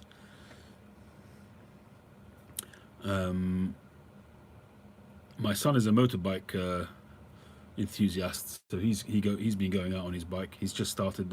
He's starting a YouTube channel, I think, with his rides, and so he was telling me as well that roads are absolutely empty. He actually sent me a gorgeous picture today. It's on this phone, so I can't show it to you.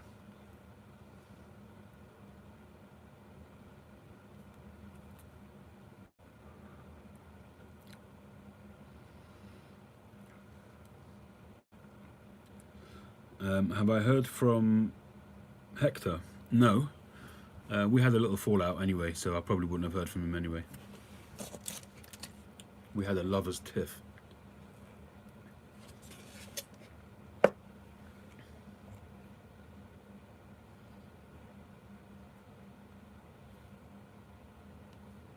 I'm really liking this Danish oil.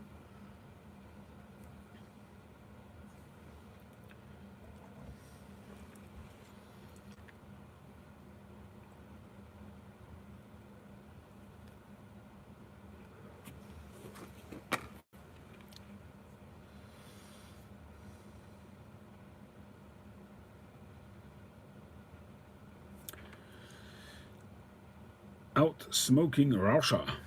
The auction hasn't happened yet, I'm afraid. We've postponed it due to COVID-19. It should be called COVID-20, although it was discovered in 19, yeah, wasn't it? Horatio, how are you doing today?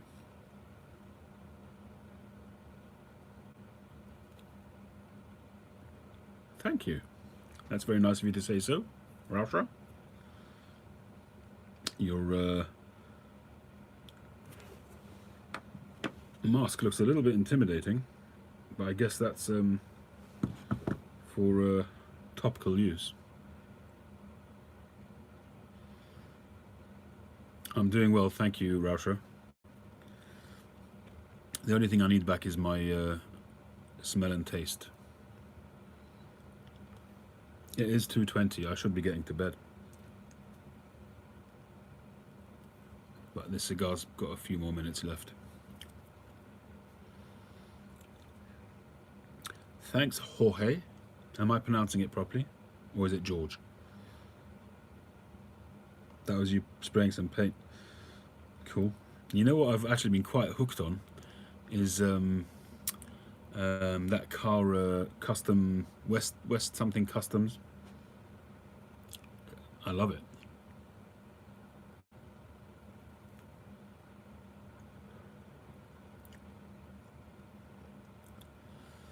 What's it called? West. West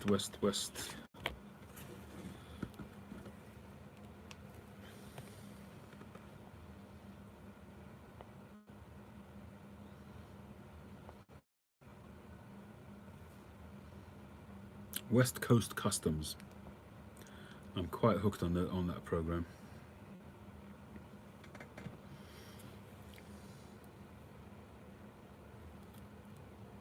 Thanks, Rasha. Have a good night. Paul is in London too, yeah.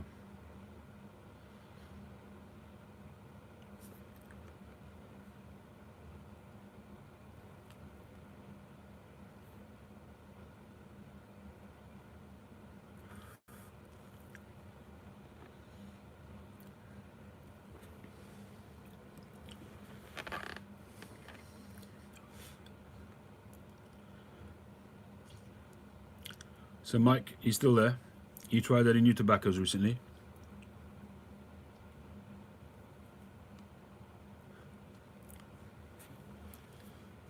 I've been shouting out this tobacco today. It's one of the tobaccos I bought from Tim in his recent sale.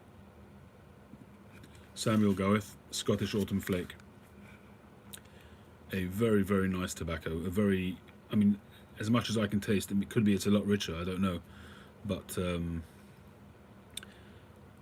the taste that I was getting today it reminded me of Darkstar from McClelland, which is a very nice, smooth, sweet blend. And this really did remind me of it. A very, very nice tobacco. So if you're looking for something nice in Virginia to try, if you can get hold of it, try it.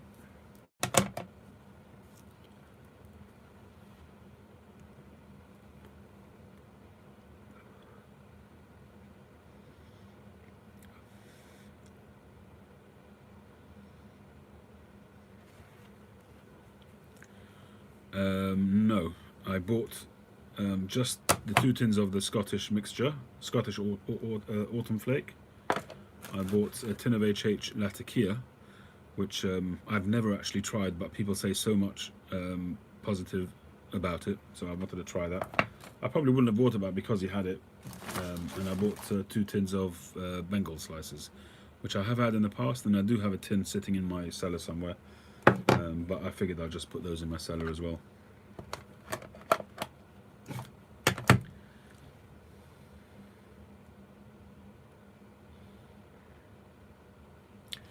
Yeah, I bought some of that Sutliff Virginia slices. I bought, I think, 4 ounces of it. I stuck it in a jar. When I first got it, I tried it. I didn't really think much of it. I found it to be quite monotonous, quite sort of straight-laced, not much going on. But I'm hoping that with a few months in the jar, it'll improve.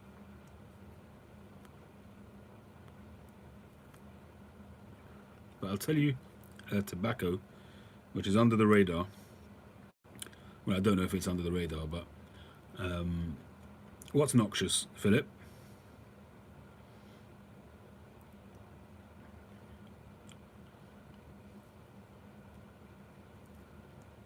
Sutliff. Some of them are. Yeah, so a tobacco which I think is a bit under the radar, although some people do smoke it. I do see people smoking it, and that is no, I can't remember it, obviously. Amphora, Virginia. The first Amphora blend that I tried was the Full Aroma, which I enjoyed quite a lot. I don't enjoy it so much now, but I did when I first discovered it. That was one of the tobaccos I discovered at the Ezrati sale, Mordecai Ezrati. And I smoked a fair bit of that, and I've got a few pouches in the cellar. But I tried the Virginia, the yellow pouch, and that's lovely stuff. It's good quality tobacco. It's very McBarony. I think it's made by McBaron. But if you like Virginias, and you like sweet Virginias, I imagine it's cased quite heavily with sweeteners. But you just got to try that Virginia. You just got to try it. If you like Virginia tobacco, it's really good. And it's cheap as well. I think Four Noggins has it for $6-7, something like that, which here in the UK, that's a steal. You can't get it here for some reason. I don't know why.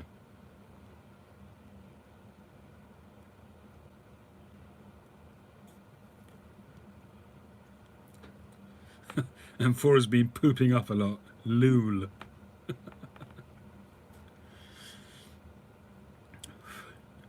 You got a great keyboard there, Phil.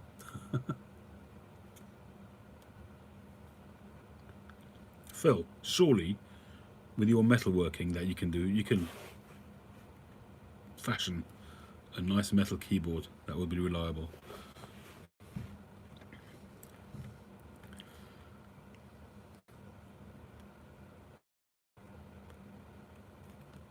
I think you once did a tour of your shop, Phil. It'd be nice to do another one just to see what each machine does. You got some amazing machinery there. Some of it museum pieces, looks like some of it is pretty old stuff.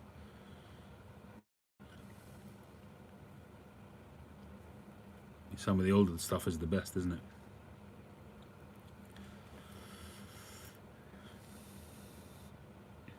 Ooh, I actually want to ask you something else, Phil, if I may. I actually mentioned it on somebody else's page on Instagram today. You know, when people put adornments on their pipes, they put a little black spacer. So especially if you're joining uh, a shank to some bamboo or something like that, people use a black spacer. And the guy who I contacted said that he just cuts them on his metal lathe. I don't have a metal lathe, and the wood lathe is just not. I don't find it accurate enough um, to do that.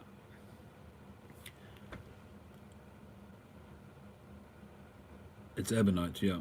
And I'm just wondering whether I could buy sheets of acrylic and just cut squares of them and then turn them. Say 1 mil sheets or 2 mil sheets of acrylic and just cut little squares around and turn them. Would that be doable, do you think?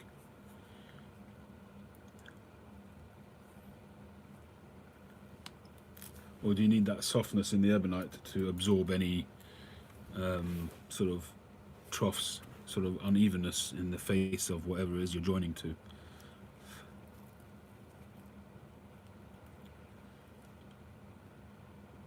Is it just an aesthetic thing? Or, I mean, I was thinking that, because people use black always, tend to use black, that it was maybe there because black absorbs light. If there were any gaps in your face of whatever it is you're joining it to, it kind of gets absorbed by that blackness. Or am I talking rubbish?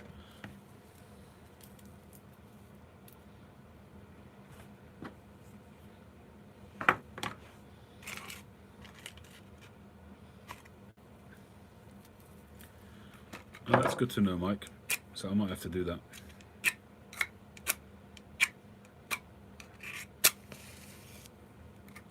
Savinelli Mike, how you doing? This cigar is literally falling apart.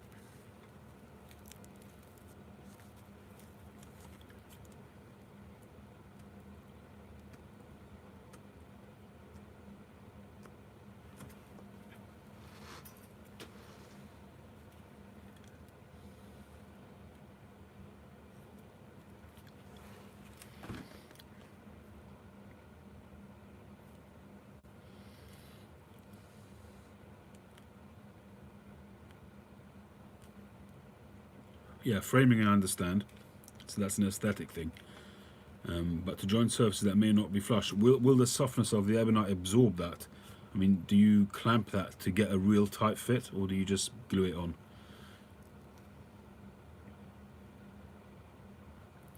Yeah, I've done that quite often actually, sticking that in a pipe.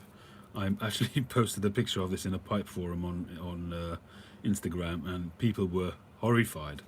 It was like sacrilegious to do that. But it's actually a very good way to nub a cigar.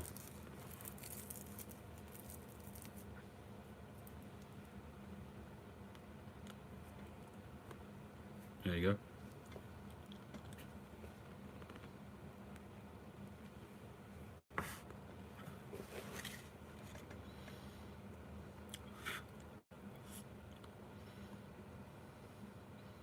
Hey Homestead, how you doing?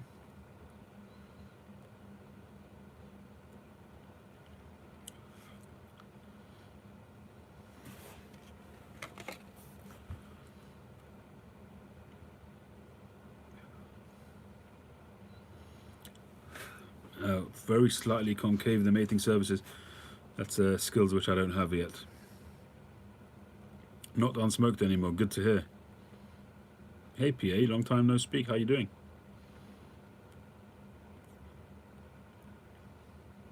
Is it smoking well, Sea Smokes? Not Sea Smokes, yeah, Sea Smokes. What's not unsmoked anymore? Sorry, I'm losing track here.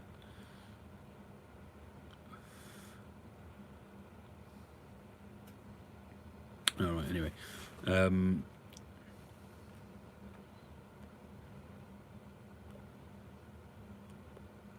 yeah, I'm doing fine now, PA. Thank you very much for asking. Um, Pretty much over it. Just taste and smell still not quite there yet.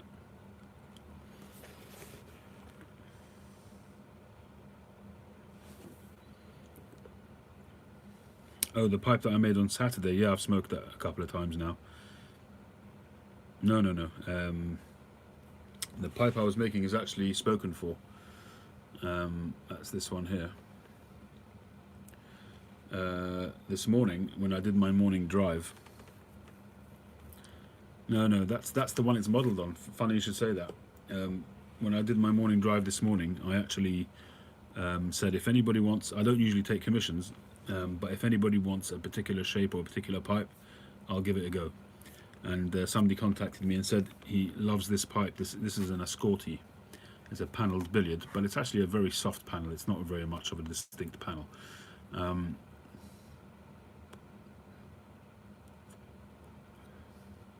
And anyway, that's my version of it.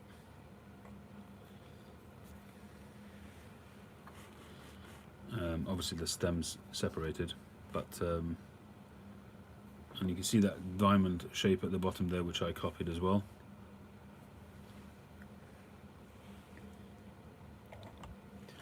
So you see this, there's a little briar band in there. So is that literally just glued on and then another bit of plastic, ebonite or whatever is glued on top of that? Because that comes away. So you've got a little bit of briar and then another bit of, I'm assuming, ebonite. So is that literally just layers? They've made the tenon longer and just slid it on and glued it. Is that it? I mean, the connection is so perfect. I just don't seem to be able to get pieces as straight as that, as small as that, on the wood lathe.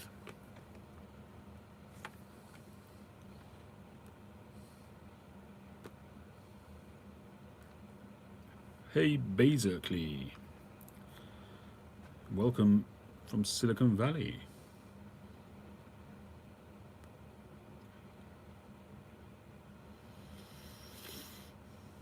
Preventative measures from an infection prevention and control perspective. Well, the Pipe Club is not meeting at the moment anyway, so I don't know when you would do that, unless you did a video of it.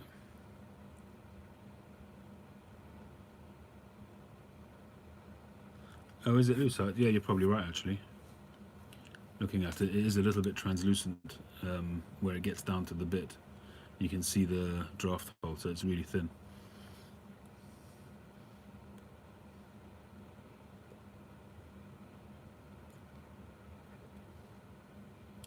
So I'm just thinking this may not even be briar, it may just be sheet. Maybe they buy sheets of laminate, possibly.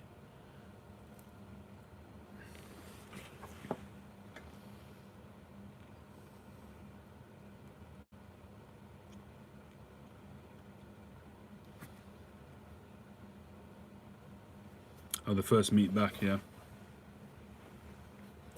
It could happen again, you're right, Mike.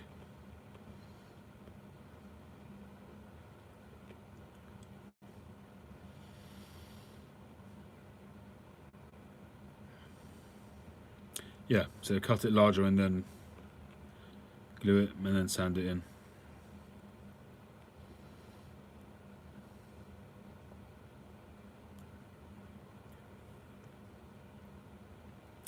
Yeah, no, I get that, but it's really about making something as thin as that. That's all, and having straight surfaces, the faces being really straight. But I guess the principle is the same as facing off the shank, I suppose.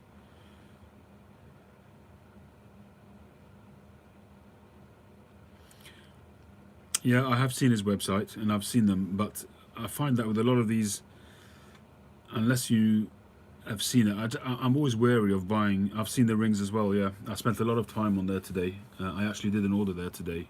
No, it wasn't Peter Herman, it was Janssen, I think, possibly, unless that's the same person, I don't know.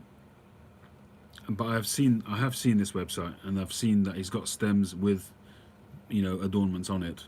But I'm always wary of buying stuff for the first time. But if you recommend it, if the quality's there, then I might give it a try. But it's quite expensive actually.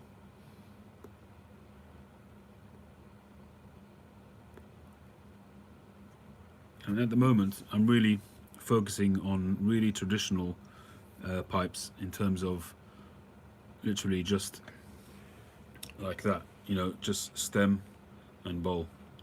And that's for two reasons. One, because I like that traditional pipe making, and because it's not a skill which I've developed yet. So I'm kind of just sticking to it and honing my skills, just learning new shapes, learning new skills all the time. I suppose once I do it once, I'll carry on doing it.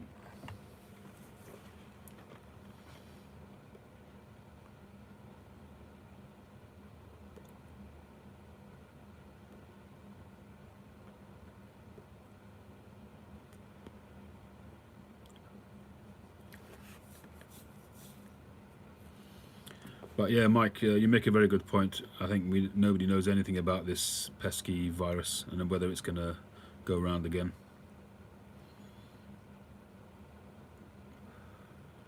I've been making pipes for about a year and 3 months, a year and 4 months. Yeah, getting closer to making the bulldog.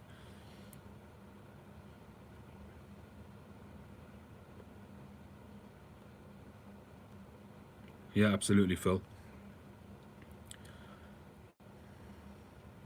Thank you very much, PA. Appreciate that a lot. Thank you.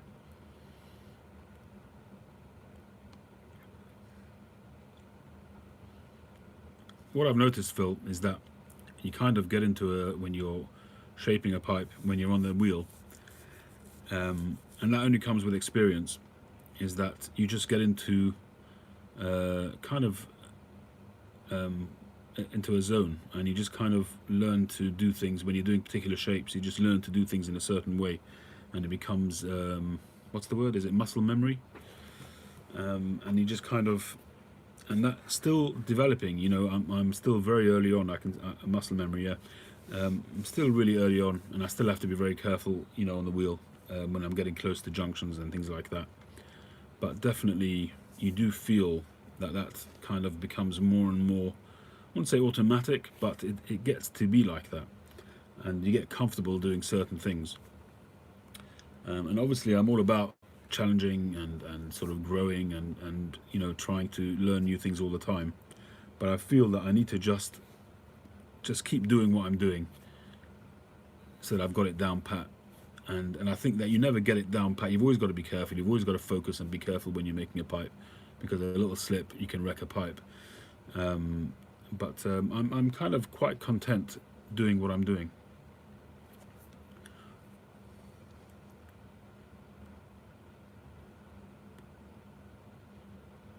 How long have you been doing it, Phil?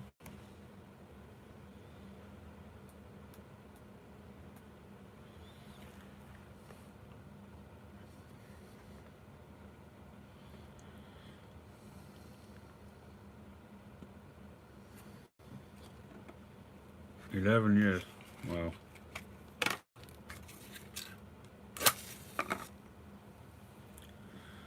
Everybody has different ways of doing things. There's a German guy, I forget his name.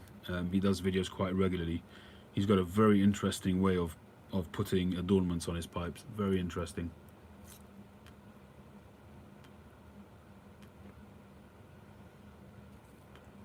I think this cigar is done.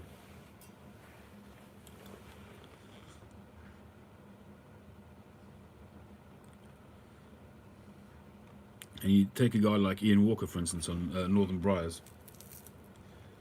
There's videos out there on YouTube of him making pipes.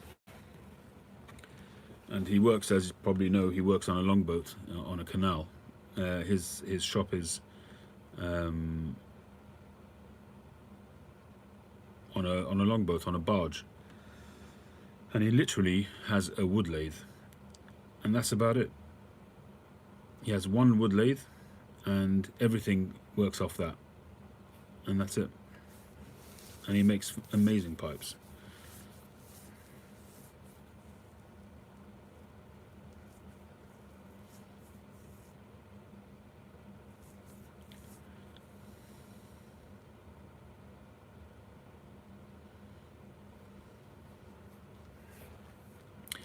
Yeah, absolutely. See smokes. It's never ending. But I've those of you who have watched me from the beginning, I've made a very concerted principle, if you like, is just to buy the minimum, and just if I have to get something else, then I'll get it. If I can't continue without getting something in particular, but at the moment I still don't have a motor for. Somebody sent me a motor. Sorry, I did get one, an American one, a Grizzly motor, and Mike kindly sent me a wheel, a shaping wheel, from Vermont Freehand. But I still haven't used it because I haven't figured out how to wire it up. So I still use a shaping wheel on a drill. It makes an awful racket, but it gets the job done.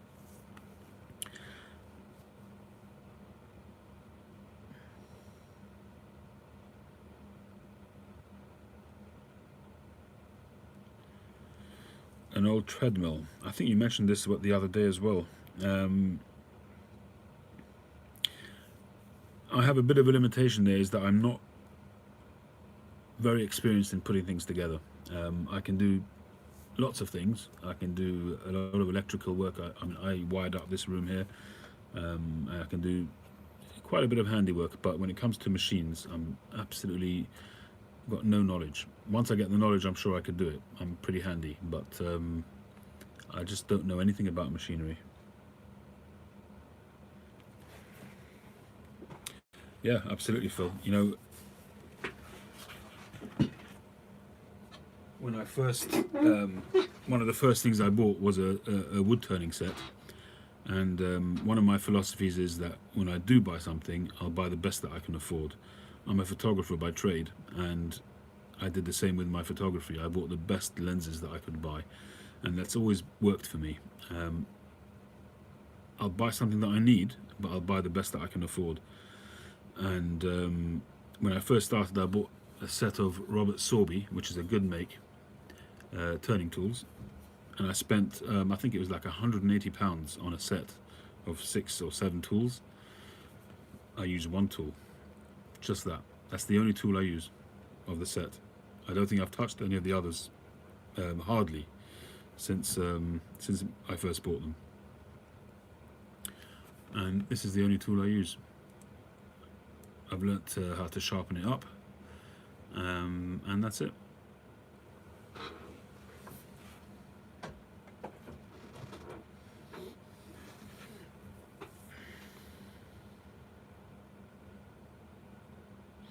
Yeah, I don't think I'd have the patience to file shape a block. I don't think I'd have the patience for that. And I never did invest in that instruction manual from Vermont Freehand, which basically says that you can do that with a file, make a pipe with a file. But I don't think I've got the patience for that. Good night, Robert. Thanks very much.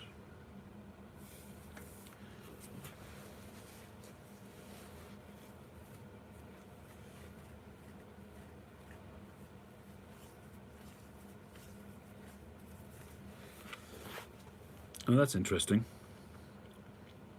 Yeah, no, I'm a photographer by trade. Do mostly weddings and that kind of thing, engagement parties, bar mitzvahs. I do a bit of press photography. I do event photography sometimes, but mostly wedding photography, which is a whole story in itself. But I'm kind of getting to the point where I don't know.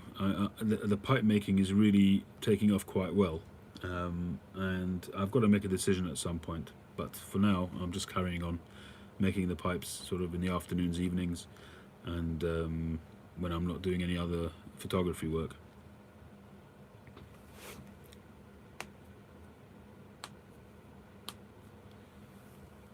Yeah, Josh, that doesn't surprise me at all.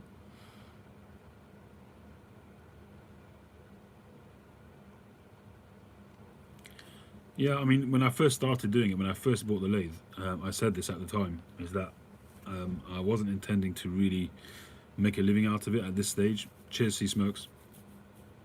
It was really just, it was a continuation, it was like a natural progression from my passion for the hobby of pipe smoking. And I tend to go into stuff full, you know, and it was kind of a natural progression. I messed around with a few hobby blocks, which most people do in the beginning, and it kind of went on from there. And one of the first pipes that I made sold straight away, and that was from a hobby block.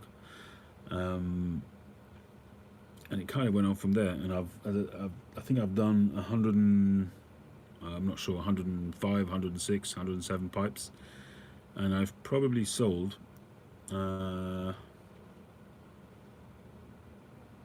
I'd say I've probably sold about 70% of the pipes. So that's been a pretty I surprised myself really that it actually worked out so well. So I think that as long as the pipe hobby, as long as there's a demand, you know, it's something which I could do a little bit more sort of full on, but I'm not there yet. I'm not ready to do that. I'm not ready to throw in the towel with my other incomes. So we shall see. The idea at the beginning was to have something to fall back on perhaps later on in life, and at the moment that's still the plan. But I can see that the way things are going, that it may well be something which takes up more of my time. We'll see. We'll see how it goes. I have noticed sort of peaks and troughs in terms of demand, in terms of the pipes. And I guess as your skill improves, the pipes become more attractive and sell better.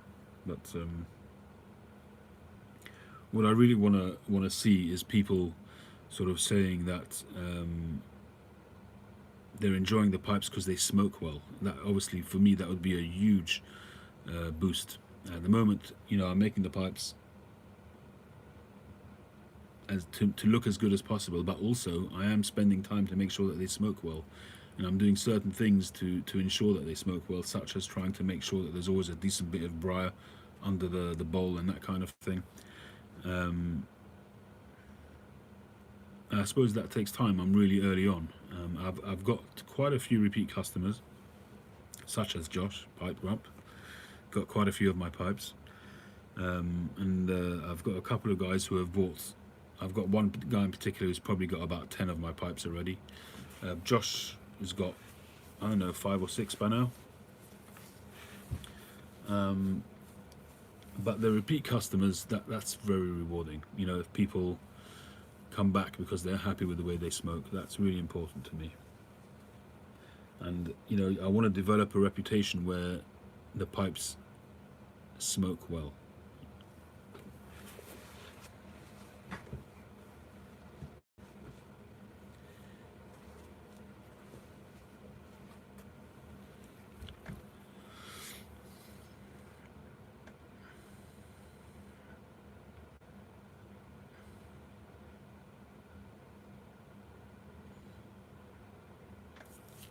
I don't know how he manages, if that is the case with Nording Pipes, that he can ensure, because he puts out so many pipes.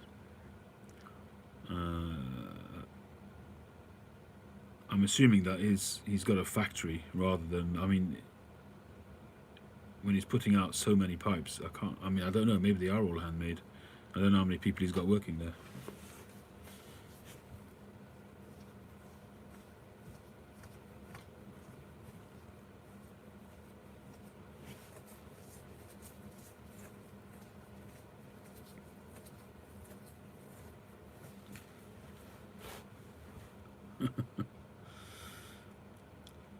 Well, I would hope that if somebody did have my pipes and they weren't smoking well and they felt they had to do some kind of change to them, I'd want to know about that, because so I can make those improvements myself.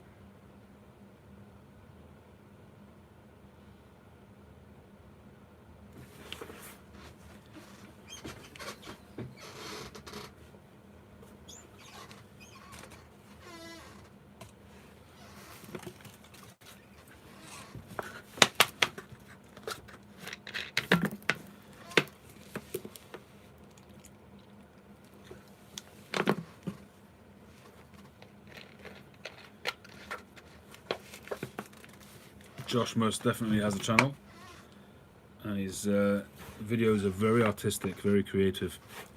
I would definitely look him up and subscribe.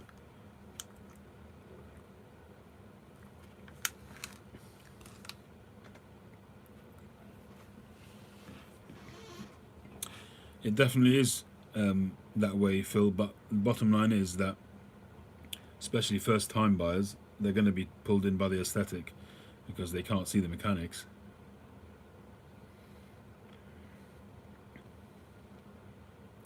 I guess that if people see that the external of the pipe looks good, they're going to assume that the internals will be too. However, that's with a lot of pipe companies, that's just not the case.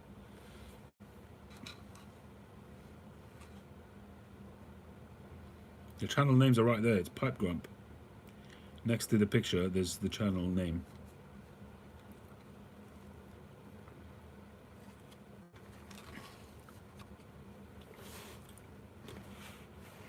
Yeah, I've had that with a few companies. I'm not going to mention that. It wouldn't be nice to do that, but there have been quite a few really, really nice looking pipes.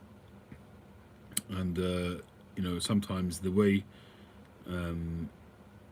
they're prepared to... Cheers, WV. The way that they're prepared to send out their pipes, completely drilled all over the place. It's mind-boggling, really.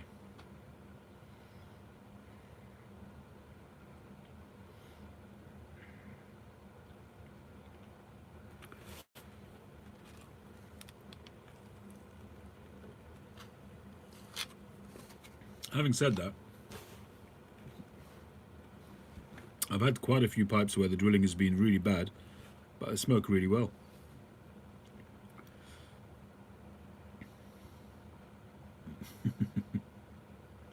Mike is lurking in the background, smiling.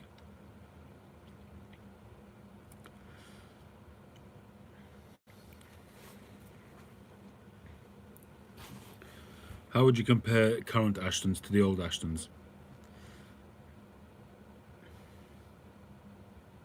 The Jimmy Craig ones compared to the Bill Taylor ones?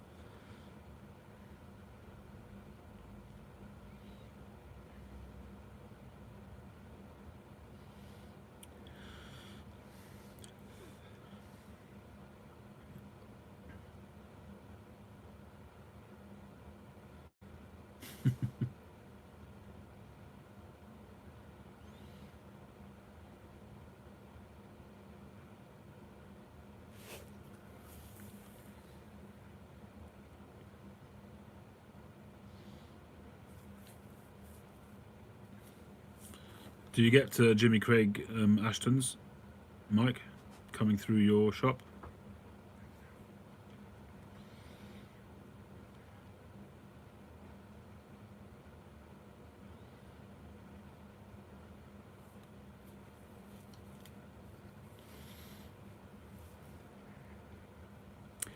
Well, I've heard a lot of interesting things about Bill Taylor. And some people say that it's a wonder that he actually managed to put out a pipe because he was sloshed half the time.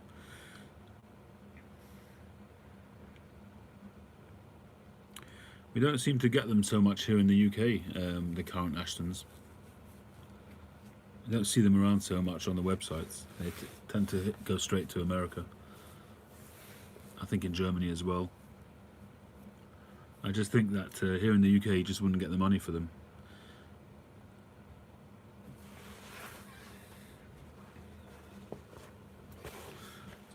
There's one thing I've noticed is that the UK pipe smokers are a tight bunch. And I don't mean that means that they're close. It means that they just don't like taking money out of their pockets.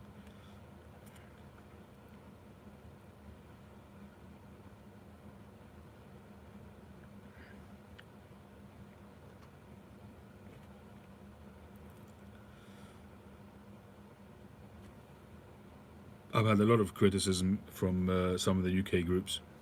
I've had a lot of grief on one group in particular, where on one occasion I actually dared to put some of my prices on one of the UK groups, and I got a lot of vitriol as a result. One of them even saying, "How dare I charge more for a pipe than, say, Northern Briars or Blakemar Briars?" And they couldn't stomach it. I mean, I don't charge a fortune for my pipes, but some of them are more than Northern Briars.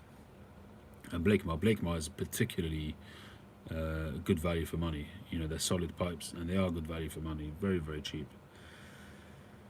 But I'm not, you know, I don't make pipes in bulk. It's not what I do for a living, and my time has value. And there seems to be a market for it because most of them seem to sell. So I've stopped putting prices. I put pictures up, but I don't put prices on them. And that's why in my videos I don't put prices on them either. If people are interested, they contact me and I work out a price with them.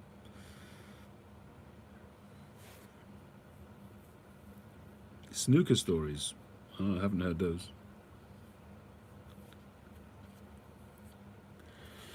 All right, people, it's 3 o'clock in the morning. It's been a wonderful chat. Thank you very, very much.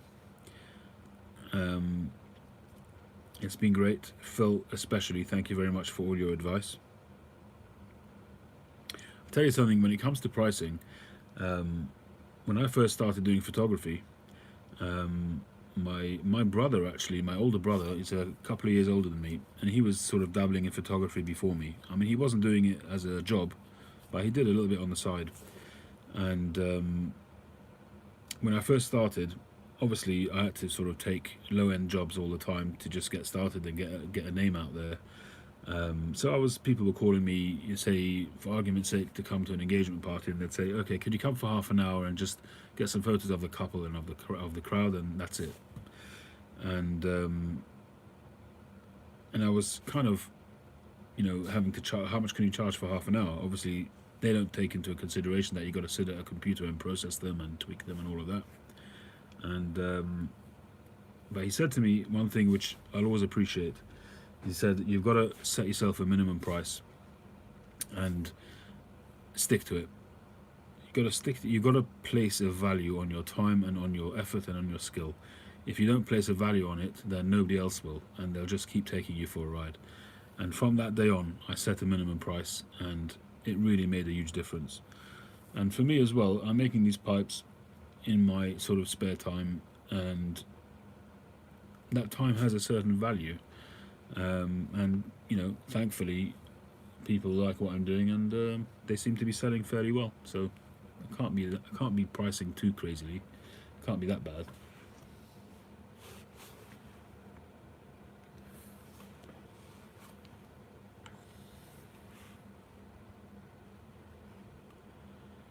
And if you put all of that together, as you say, Phil, and the cost of the materials and all the tooling, there's a lot of money. There's a lot of investment there.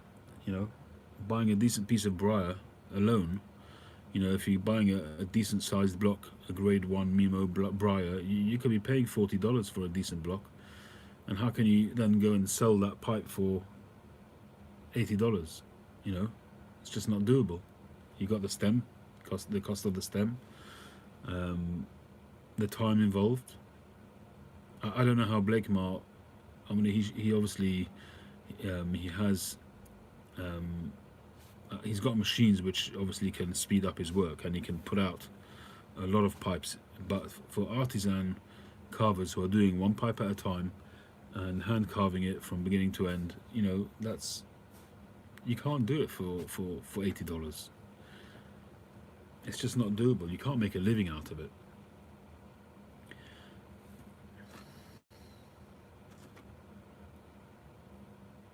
Oh no, George, I know. I've given up on trying to justify that to people. My pipes generally are priced between 120 and I would say around £170, something like that. Some are less, some are more. You know, if it's a seconds, if there's an issue with the pipe, sometimes it'll be £80 or £90, £100. And my 100th pipe, which I sold recently, that one went for £225. It's money, but it's not an absolute fortune. But as I say, most pipes are between 120 and £170, something like that.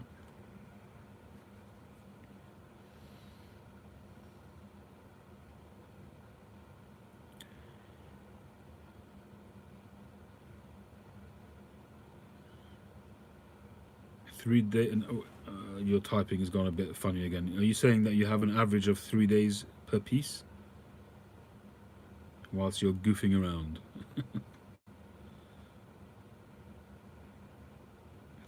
That's a long time.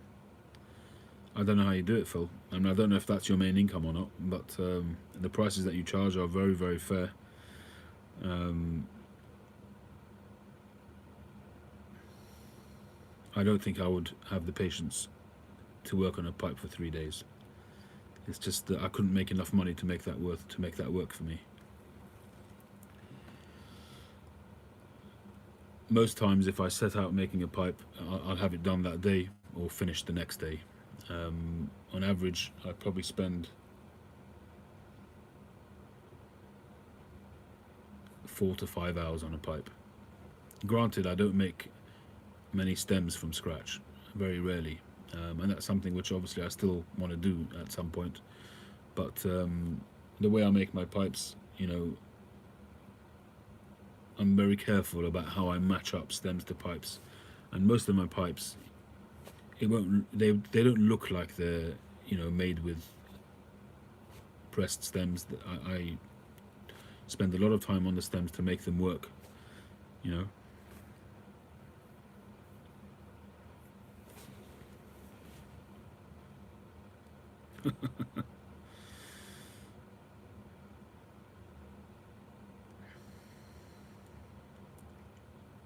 Yeah, absolutely, I agree, Phil. Um, it's just too much time, and I'll be very honest with you.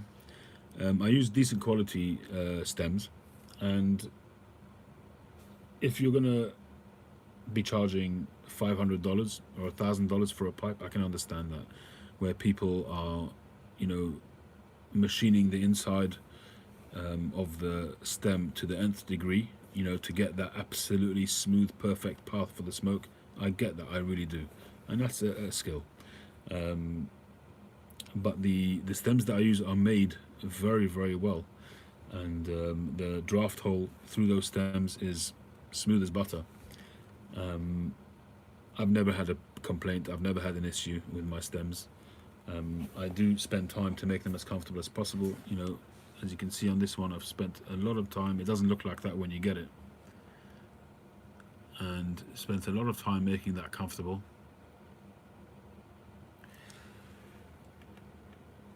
So all I'm doing is cutting out the first stage, but in terms of finishing it and making it perfectly matched to the pipe. Obviously, you have to when you're devising a pipe shape in your mind. You take into consideration the stems that you've got so that it looks balanced. Sometimes you can see that people use a pressed stem, and it just looks like that you've just whacked on a stem and that's it, and there's no balance to the overall pipe. And that's one area which I've really made a very strong point on making sure that my pipes look balanced.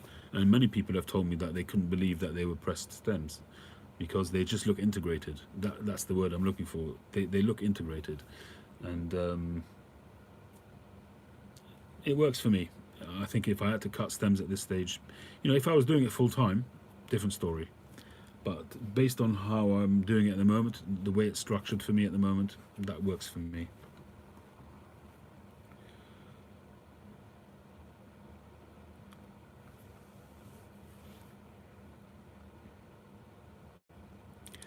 Making stems, Bulldog, as I said before, I'm going at my own pace. I'm not taking on the Bulldogs simply because it's something which I need time to practice. And at the moment, as long as I've got a customer base who's willing to buy my pipes, I want to make pipes that will sell. What's the point of me spending time on something which, at the moment, is not going to bring in any income? So for me, that's my priority, is to make some income out of it, even though it wasn't originally. But I don't want to be spending time abortively.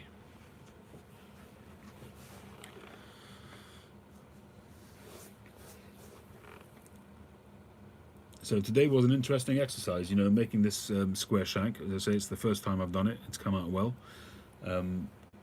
So I'll probably do more. It's just another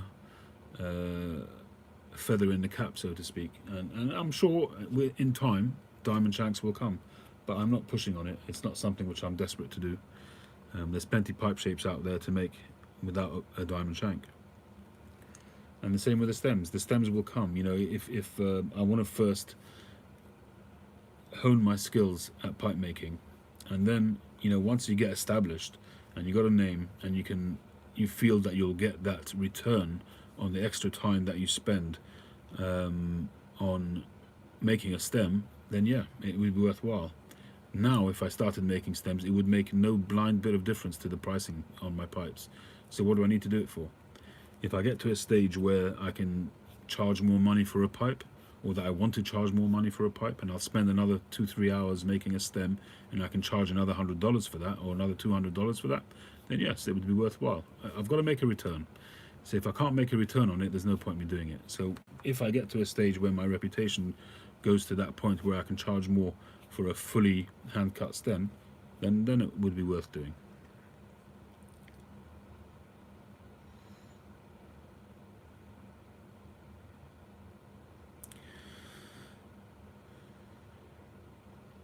A diamond shank, I think is harder than a square, but that's just me. I don't know. I mean, yes, you could just turn it on its side, then you've got a diamond shank. You know, but I've worked off this stem. This is where I continued on from there to make that shape. If I had a diamond shank stem, I do have some. Maybe I'll try that. Maybe I'll try that. As I say, I'm not in any kind of rush. This Danish oil fill, would you do more than one layer or just buff it?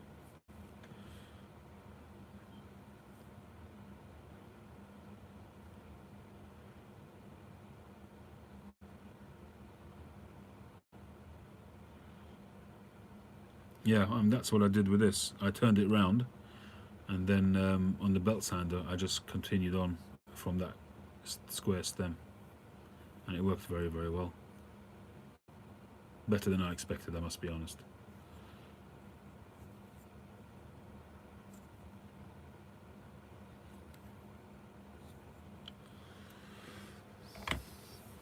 Anyway, I really got to go. Thanks everybody. Really appreciate all the advice, Phil. Thank you very much. And I wish you all a wonderful night. It is now 3:10 in the morning, and I've got to get some sleep. So thanks everybody again. Thanks Josh, thanks Phil, thanks George, Mike, who's still on here, Pipes and Bees, Horatio. Thanks everybody. Been a great chat. I enjoyed it thoroughly. And again, thanks Phil for all your advice. Really, really appreciate it. Catch you all on the next one. I don't know how long it's going to take for this to go live. This is now video number 5, which is going to be in the queue. We'll see when they go up. Nighty night.